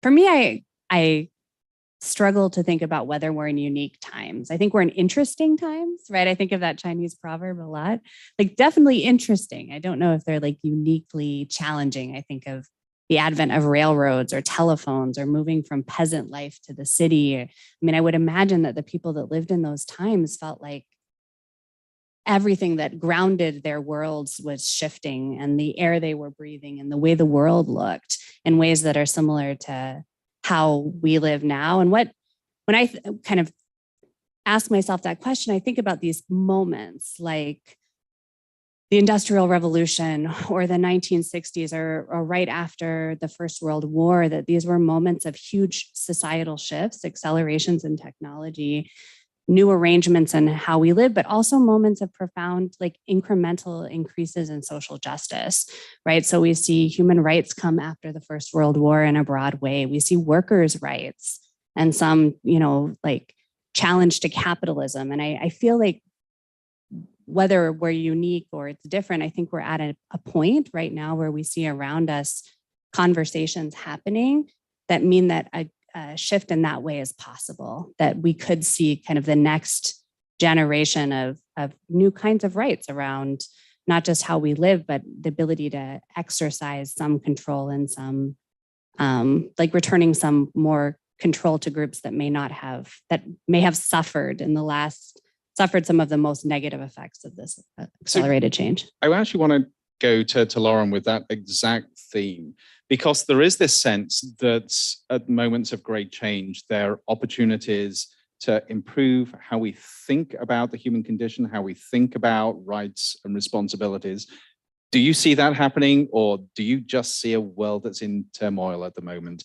And thinking about particular things, not only have you got the whole conversation around different communities, including Indigenous communities and LGBTQ communities, but you've also got questions around how technologies affect social justice.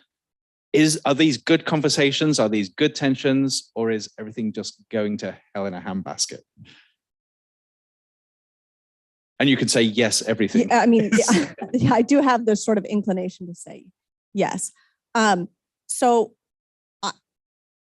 I think that one of the unique things about today that is distinct from the past is our ability to learn from one another and from different people all around the world. We have a unique ability to access and witness and understand how other people are dealing with our shared world. Right. And I don't think we always make good use of that capability. I was going to say, talk a little bit about the tension between the ability and how we actually use it. Yeah, I mean, I think the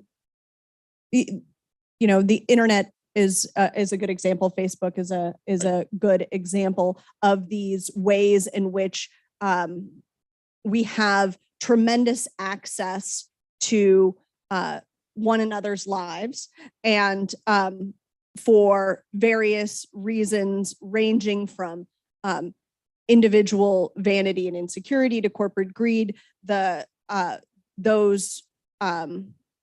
mechanisms don't always end up leading us towards good outcomes. But I think that there is tremendous capability to learn and share knowledge. And I do think that a lot of things have changed. I mean,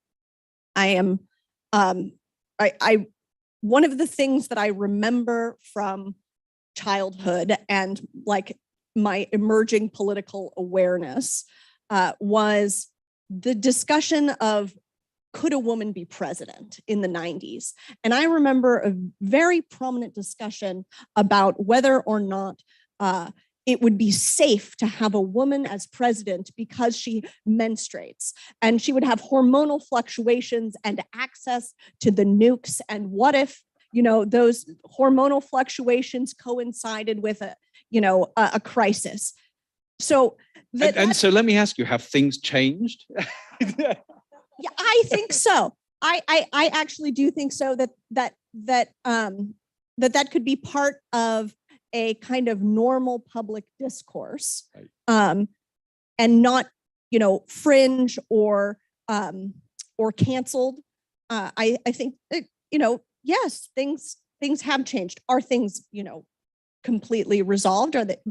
No, but that is different. And I will say I'm on a project with the city of Tempe.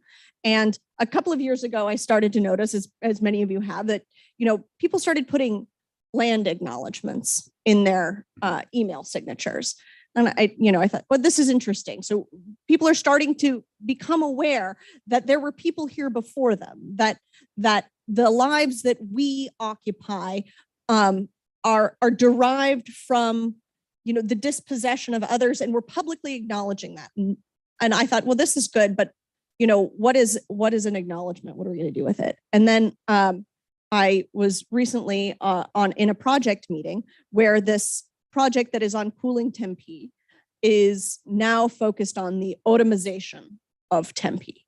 So how does the government really take into account the knowledge and experience and lessons of the people who were here prior to white settlement and who are still here today, and incorporate that into how we govern our cities? And that's totally different. That's not something that was really at the level of discussion in city government. So from your perspective, are you optimistic that you're seeing positive change in terms of how people are thinking and acting? Or is it just patchy?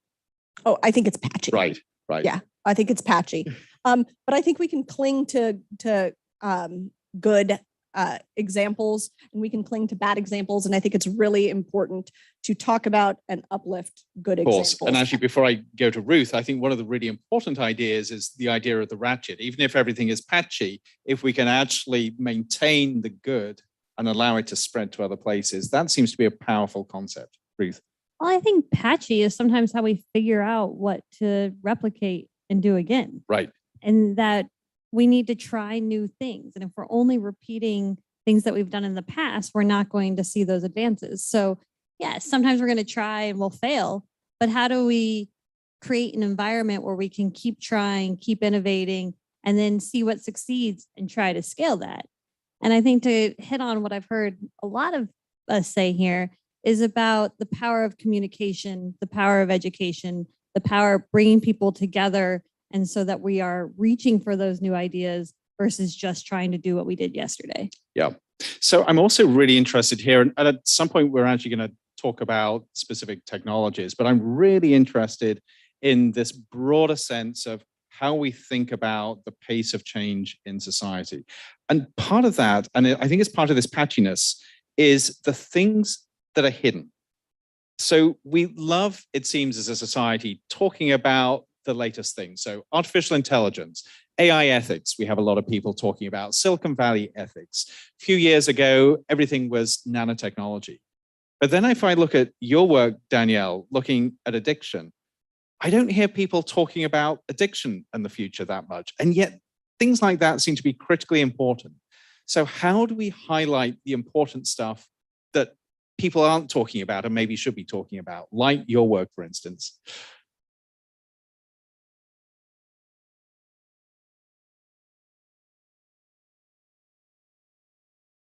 Well, I think that if we think of addiction in the future, right now where the technology is looking at, and where it's been moving, for the last 20 years more so, is finding disorders in the brain and being able to intervene in the brain. And with that, there is possible futures of what kind of disorders would come after that in the future. However, I think that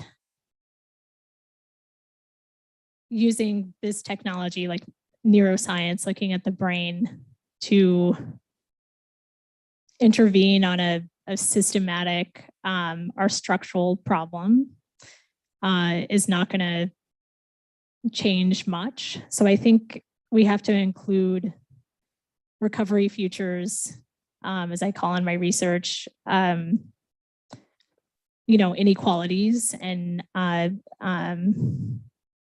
people who've experienced, structural violence and other divides, racial divides, gender divides, into the conversations about addiction. So moving beyond the brain, and maybe that's hard to imagine for the future. It's hard to capitalize on technology in that way, I guess. And I wanted to take this a little further, simply because there's a temptation to problematize things, to think of, say, addiction as a problem that we can solve with technology. And that technology might be new drugs, it might be new neurological treatments, it might be new therapies, but we still think in terms of a thing that we're going to invent to solve a problem. But from what you're saying, even the nature of the problem is important. So then how do we think about the future in terms of understanding what the nature of the challenges are within society before we come up with the solutions to those? Yeah, I think you're right on by defining what the problem is of addiction. There's been a recent study that actually echoes some of the community organizing and earlier structuring of what the problem is around poverty. So, we've gone through these waves of the opioid crisis, right? We see opioid deaths, on our nightly news, or so they're finding that because people are loss of jobs or don't have access to work, that's leading more so to addiction than it being something that's rooted in the brain. So I think, looking at the social aspects of addiction is important for that. And that is what so intrigued me when I was preparing for this, because when you look at rates of change with not only technology, but social norms and expectations and how we're all crunched together increasingly on this planet, it seems like so much of future building and so much of what the future is going to be like in 30 years is dependent on us as humans and us as communities and how we actually interact with each other. And I want to bring this back to you, Lindsay, because this begins to get to some of your work, especially if you're looking at borderlands and the people and the communities that are affected. And I'm actually going to twist this a little bit because I want to begin to push us to look at 30 years from now. But when you begin to look at the people you work with and those communities, how do things look to you 30 years in the future? And what are the drivers of that future? Sorry, it's a long, complex question for 7 o'clock on a Thursday evening. I think that if I were to think about the migrants and the migrant communities that I work with, those that are both in the US seeking asylum and those that are in camps and throughout Mexico or in Guatemala or in Central America hoping to migrate, I think if you ask them what they would want the world to look like in 30 years, I think it would be that their community is prosperous and safe, right, and that they are able to have the livelihoods they want in the places that they want. And some of those challenges are things like climate change. But I don't hear a lot of talk about hoping that someone will bring in a technology to solve that. Right. Like, there's not like, well, if only like big ag would come to Guatemala and solve our agriculture. Big ag, please. Yeah, please, big ag, please. Or if only those mining companies. It's usually like if only people would stop extracting our resources, or I don't, it's funny how little like a technological solutionism is in kind of their worlds. Right. Like it seems to be really old things like, let's get some accountability for crimes. And actually, can I just go down the line and ask the rest of you, with the sorts of communities you work with or study, how many of them are desperate for new technologies rather than desperate to see things which are meaningful to them, which aren't tech-based? Lauren?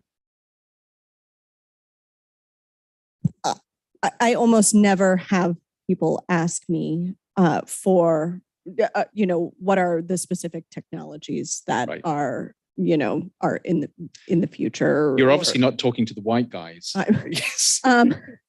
Sometimes I am.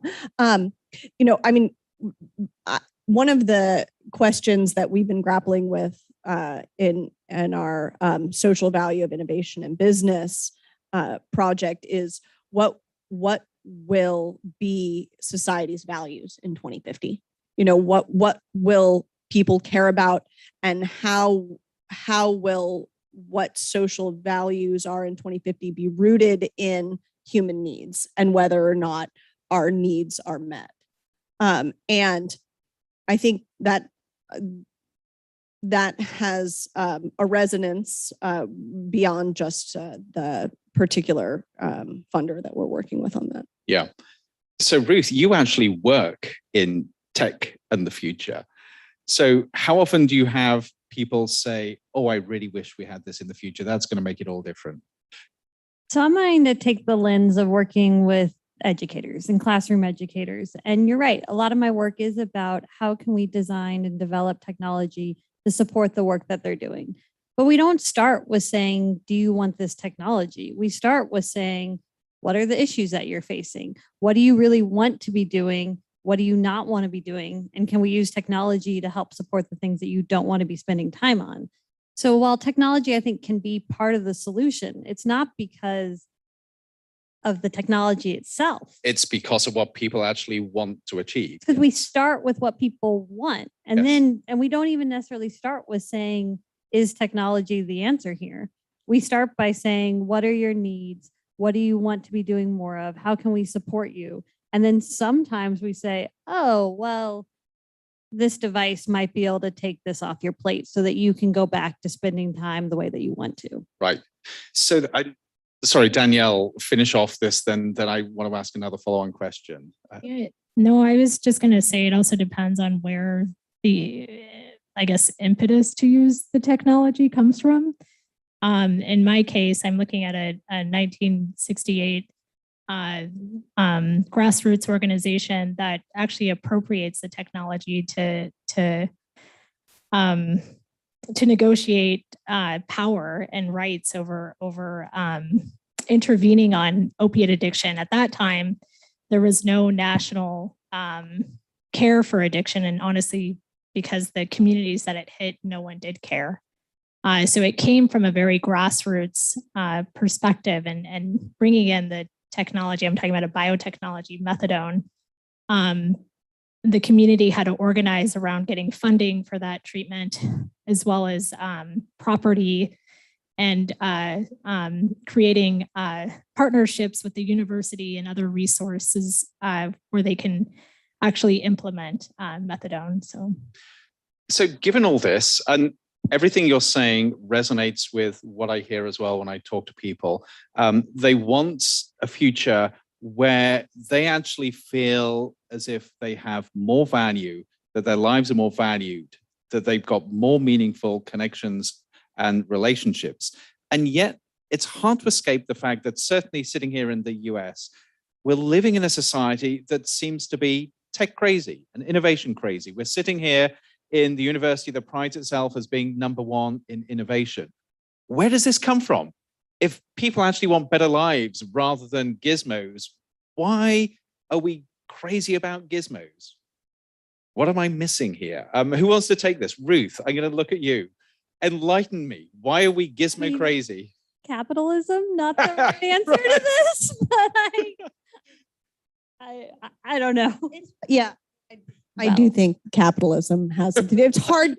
I mean, it is hard to package and sell social change or changing your perspective on a problem. Right. I mean, in the case of addiction that we've been talking about, it's hard to sell framing addiction as substance abuse disorder rather than a moral failing. Right. That isn't something that you can package.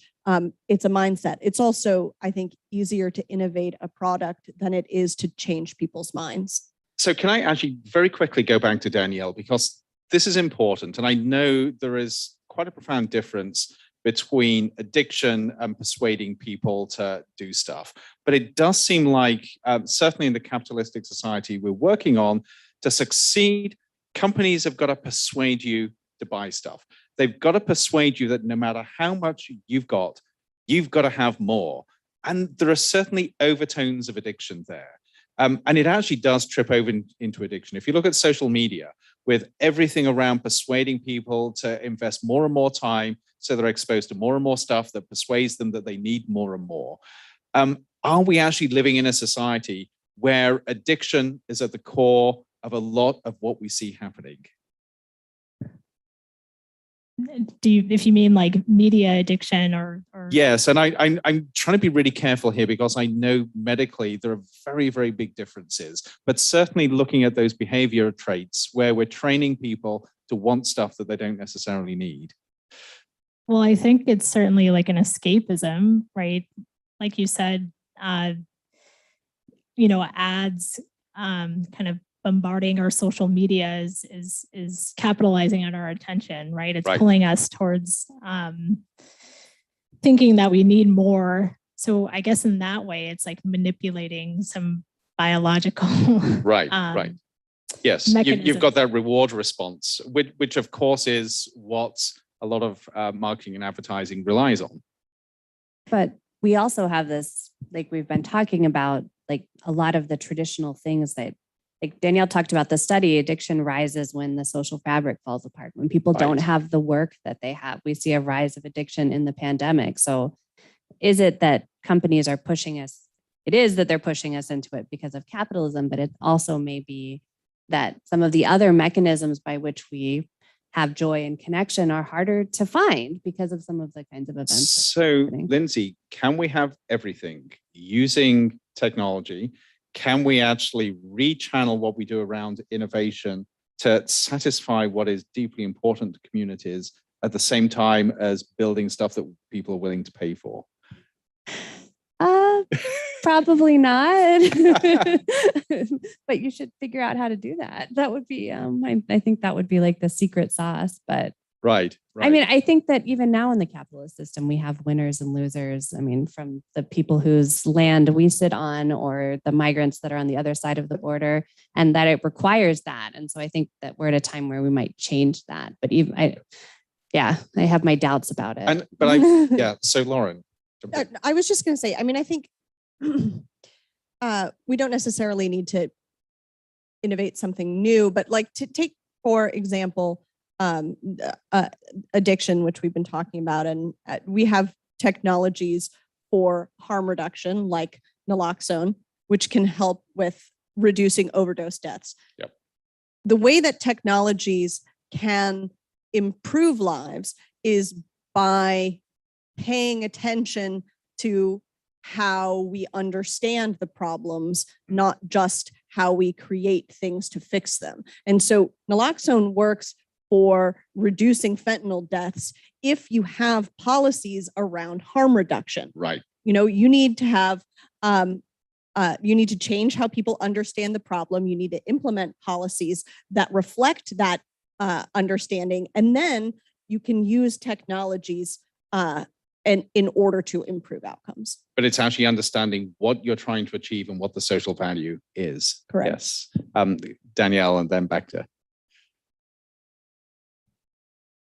Can you hear me? Yes. I was just going to go back to the rate of change and the rate of technology. Speaking of naloxone, that was something that was invented more than 30 years ago, but because change in policy, we now have it in the hands of the people. So. Yep. Ruth. I think I was just going to take this up a higher level, and I don't think it's fair to either blame or credit technology because it's one piece of in this larger system. And so it's just it carries the same weight in different ways. Right. But that if we're going, again, it's not about technology being used to solve a problem as much it is to really understand the problem and then think about all of the ways that systemically we can work to address it. Yep. So I'm going to open this up to questions in a minute from the audience, but just following through on this. So we're beginning to talk about responsibility and responsiveness with technology, how we actually develop and use technology in society. But is there also a sense that there is personal responsibility here? And let me formulate this into a question. I'm going to start with you, Lauren, with this. To what extent should we as individuals be aware of our role in developing and using technology and thinking about how technology is part of our lives? Is that something that we should be individually responsible for, or is this somebody else's problem? Yes. You know, I think that it's important to pay attention to the way that we interact with technologies in our daily lives. I mean, you know, not to get too STSy, but you know, these glasses are a technology. So when we and you should explain for the audience STSy meaning science and technology studies. I mean, saying it's STSy is a very STSy thing, by the way. So but I'm specifically referring to new technologies, thinking about cell phones, social media, my Apple Watch that I didn't wear, So I think that it's important to be aware of our relationship with those technologies and how they shape our behaviors and how they affect how we interact with the world and do other things that are important to us. Do I think it's somebody else's responsibility too? Yes, I think, we ought not create technologies that could potentially, persist in the environment for, have components that persist in the environment for 10,000 years, and then give people the option to choose that one for less or a sustainable one for a little bit more. I think we ought to have responsibility on the part of the innovator, on the part of the company, as well as on the part of the consumer.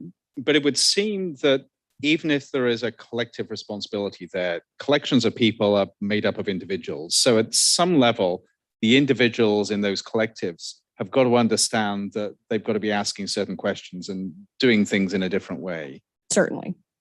But it seems to me this is the place where regulation really comes to matter, because, or at least policies or guidance or even social norms around things, right? Like if we all collectively agreed that you couldn't be on your phone when you're in a restaurant, like that was just a social norm. If it wasn't a regulated norm, that would vastly change what dinner experiences were like now. But then who decides what is regulated and how? Well, I think this is a question about social norms versus regulation. Like I think that we often focus somebody needs to regulate it, but I do think there's these ways that it can't be all the individual. Like we're not capable of dealing with the obesity crisis or the tech crisis or addiction only as individuals, although individuals play a role, and we're not going to solve it through regulation. But how can we harness culture and relationships with one another to begin to do some of that kind of work around the world that we want to live in? And I think those are really hard questions. I don't know that we have good techniques for that yet. But to Lindsay's point, I mean, there are known methods of harm reduction that can be implemented with policies that limit the way that we use particular technologies. I mean, not being able to text and drive is a perfect example. We know when there are policies around texting and driving in place that we're less likely to have traffic deaths. So, there are certain places where policy can play a really important and kind of obvious role in improving lives.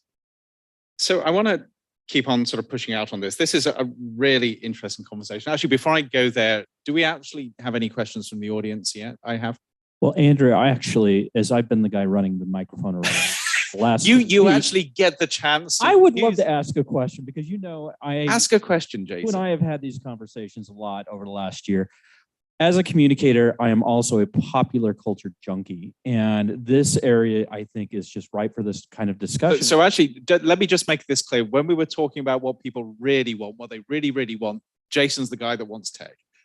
That's right. Yes. So, but no, we've talked about addiction, we've talked about migration, and we've seen these things reflected in works like there's a kind of strange but great Catherine Bigelow movie called Strange Days, where it's how technology becomes an addiction and how that's kind of dealt with. The Matrix kind of touches on that, but we've seen it in works like Children of Men and the Water Knife around migration issues. My question to you all is, what is the importance of works of culture, works of art, to be looking at our future and these very kind of policy-based conversations that we're having now reflecting this?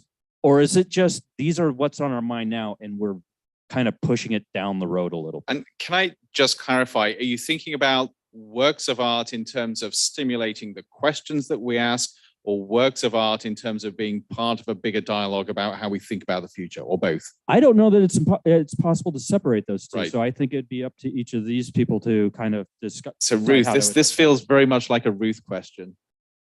I swear I didn't plant this question, but I love this question. So we ask this question all the time at the Center for Science and Imagination. And we think that narratives, stories, books, movies are a great way to practice the future.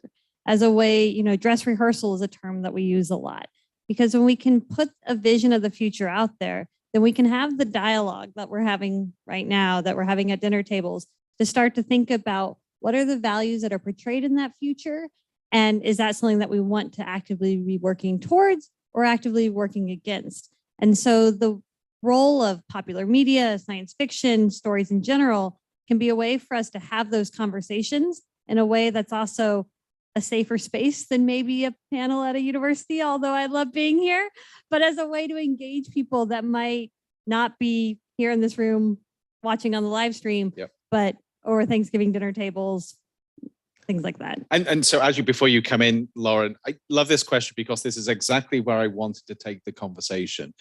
Leading on from regulation, of course, regulation and sort of large scale responsibility is critically important. But if we look at the players in that those communities, especially where you've got complex unknown technologies, it seems really important to engage in other ways as well. And looking at this engagement through different media then seems to become really critical.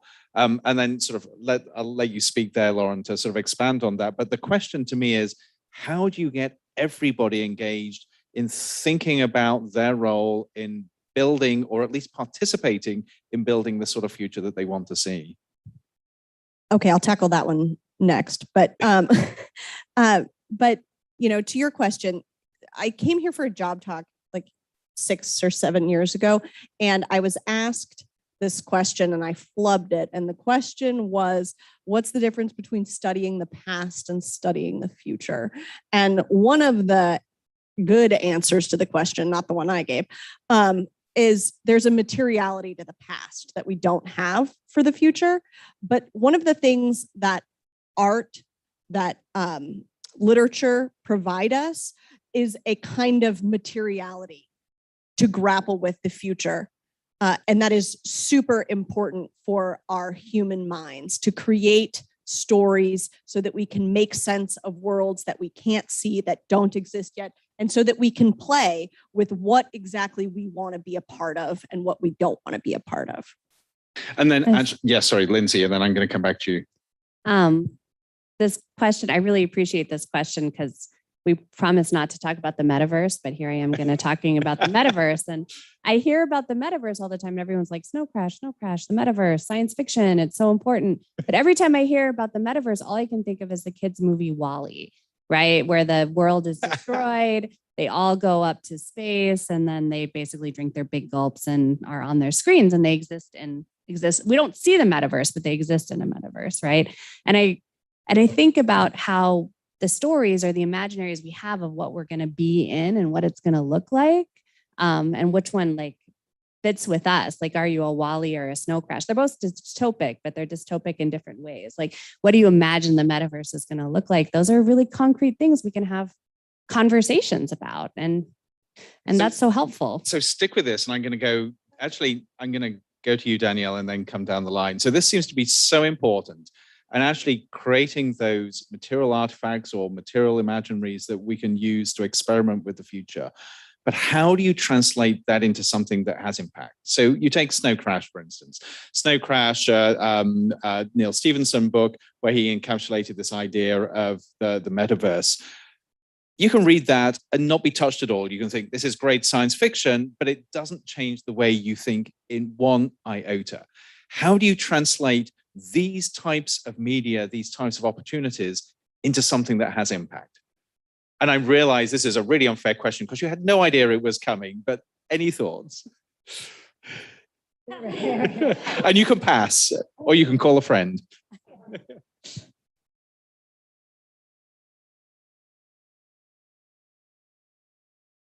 I mean, I think imagining the future is nothing new. Like, we've relied on, whether it's like science fiction or movies or WALL-E, or to imagine, the metaverse, the internet now in virtual form.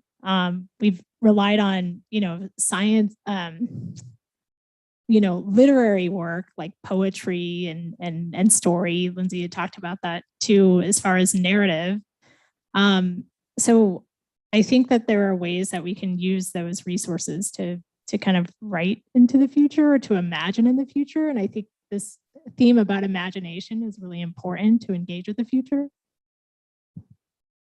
I'm going to also go with my one word answer, just like capitalism, and say education. I mean, I think that education is the way that we do this. It's and we need to get more futures thinking into schools. You know, we're doing it We here. really ought to have degree programs around We this, should, shouldn't but we? we need to start it early.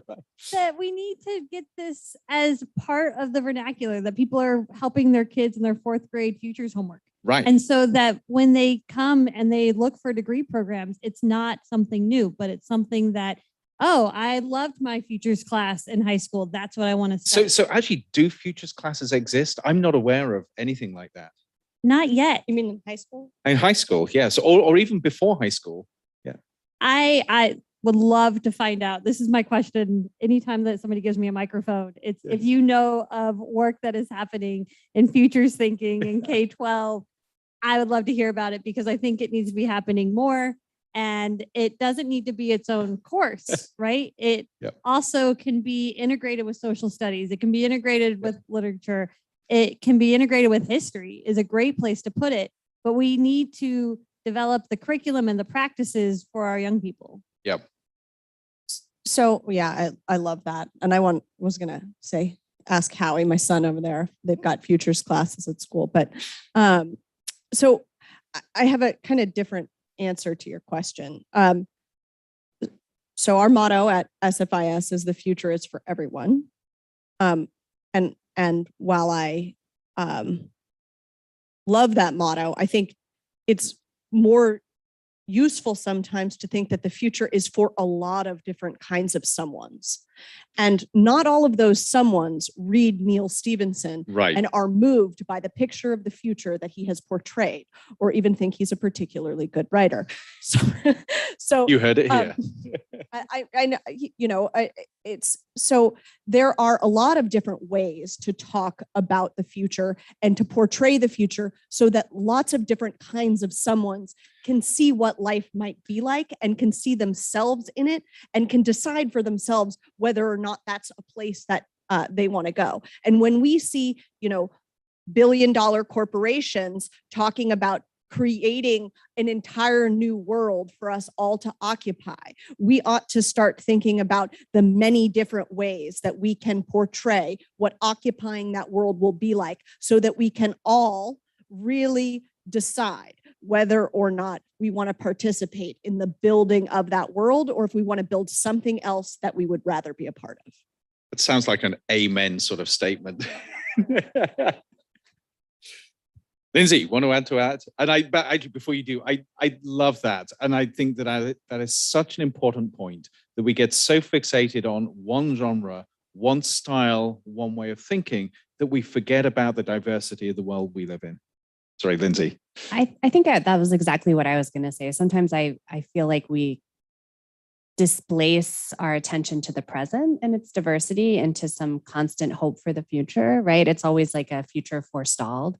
And I do think, like, not that I don't think futures are really important, but thinking about them as part of a holistic, like, form of education or attention, where we both think about the future to come, but the diversity of presence that we have, and the diversity of presence and how they're evolving into the future, and which ones are under threat, in a way that we take them very seriously, not just as like a checkbox that, oh, we're diverse, but really being able to stand with and listen to the presence as a way of diagnosing what the problem is, before we immediately promise futures like, oh, we're going to have that Jedi future we've been hoping for, that Earth future that we're hoping for, without even really understanding the diversity of not just the challenges, but the vibrancy of the present world we live in.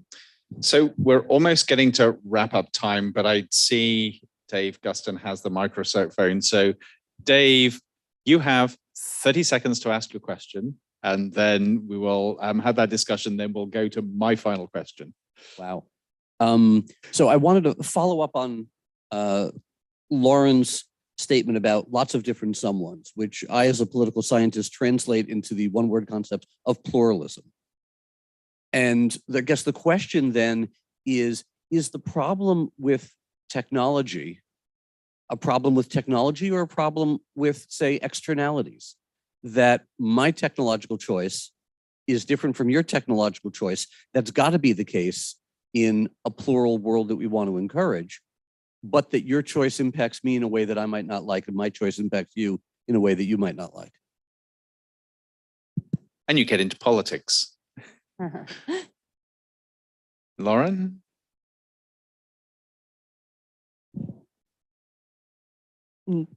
That's a tough question, Dave.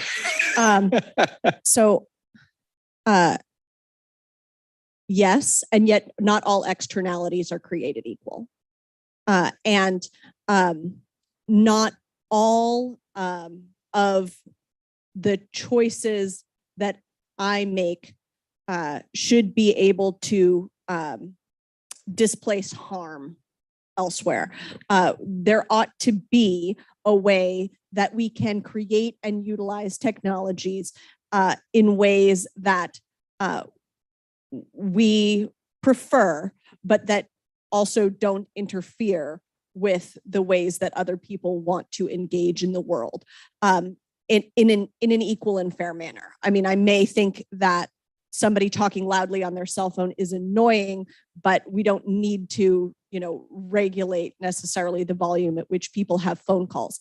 And yet there are ways in which other people use technologies that can harm people, like the texting while driving. Right. And texting while driving, that's not just can't just be written off as an externality and a consequence of the fact that we have created, we have the confluence of these two innovations, the cell phone and the car. There must be a way to internalize that externality. And part of that is regulation and behavior change. Okay, great answer, by the way. So, oh, sorry, we do have another question, and then I'm going to get to my final question. All right, so my question is, how do you all foresee future studies contributing to human and economic development in lower income countries versus in populations in lower income countries versus populations in developed countries? Love that question. Who wants to go? Lindsay. I mean,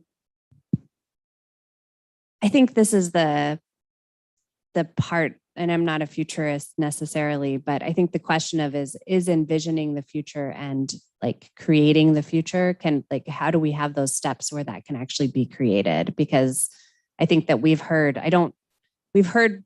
requests for equality, autonomy, access, like change in international market rules. Like developing countries have asked for the same thing since they've been developing.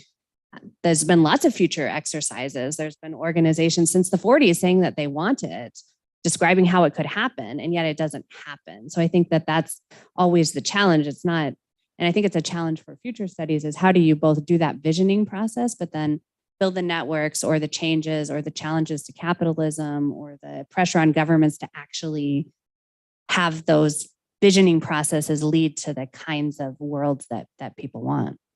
I think I'm just jumping in as well. There's a really important conversation around decolonizing future studies. So it's not just a Western perspective that we're pushing on to different communities, but they actually own what the future or futures means to them and how they actually study it. Yeah, I think future studies engagement with decolonization is in its infancy. Mm-hmm.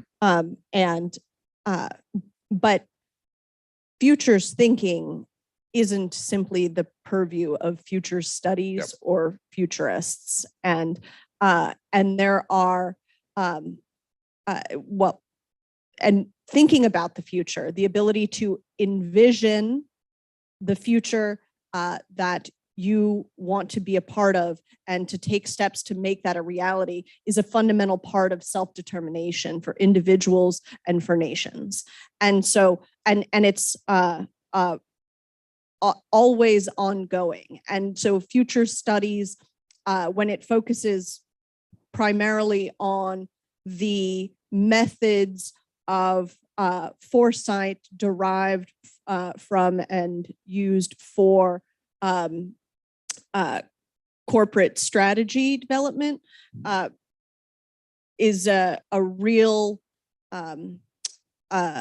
limitation and loss to the field, because there are many, many different ways of thinking about the future that are useful and empowering. I know that we're keeping everyone from the food, but I think that Lindsay's picking up really good points, that imagining futures is not sufficient. It's not enough to go into communities and ask them to imagine together and think about what they want, but we need to develop that plan with them. And just imagining the future and then leaving them alone to figure out how to do it isn't what this is all about. It needs to both be the vision, but then also the process to get there. Great. Okay, so we do need to wrap up because we're slightly over time, but I do have one last question, and you each have a choice. I want you to give us, in 30 seconds maximum, either your greatest hopes or your worst fears for 2052. And you're only allowed one, so you don't need to procrastinate about it too long, because I'm sure you can pick out one. Are you going first?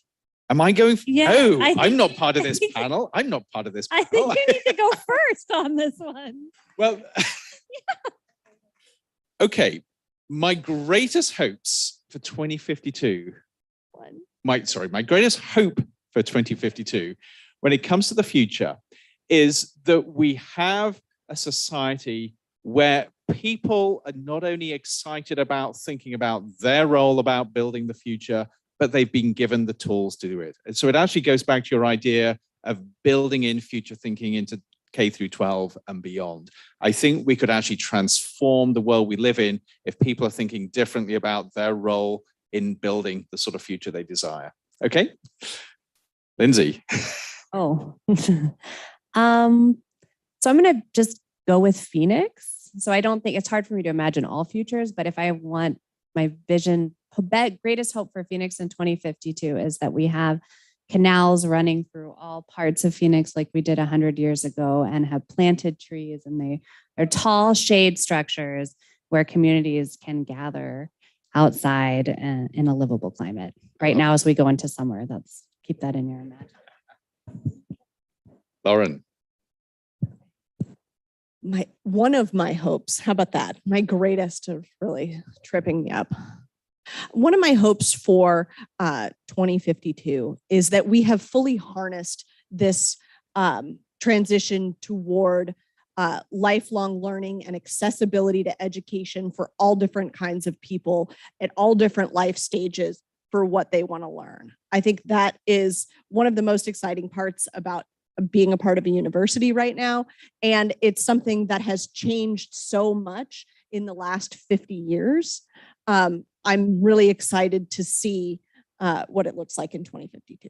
Great, thank you. Ruth. Well, Andrew took my first answer. Sorry. But my second answer is that I hope that in 2052, we look back to 2022 and think and are embarrassed that people were going bankrupt because of healthcare costs. That is just so old and gone, and that we've solved that problem. Yeah. All right. I didn't want to be too utopian, but my hope for the future is that the masses have homes to live in, people have food to eat, families remain together. And what I'm trying to get at is that we have these devices to imagine the future. And it can be very hopeful. It's a hopeful place to think about the future, but we also have to think about, we had to have room for the nightmares, right? The people's realities that are concrete and lived in their life. And we have to think about the present as well, and how to, yeah. Thank you. So Danielle, Ruth, Lauren, Lindsay, this has been an absolute pleasure. Thank you so much. And now, thank you for being such a great audience as well. And we can continue the conversation outside with refreshments in the reception out here. Thank you. Have a good evening.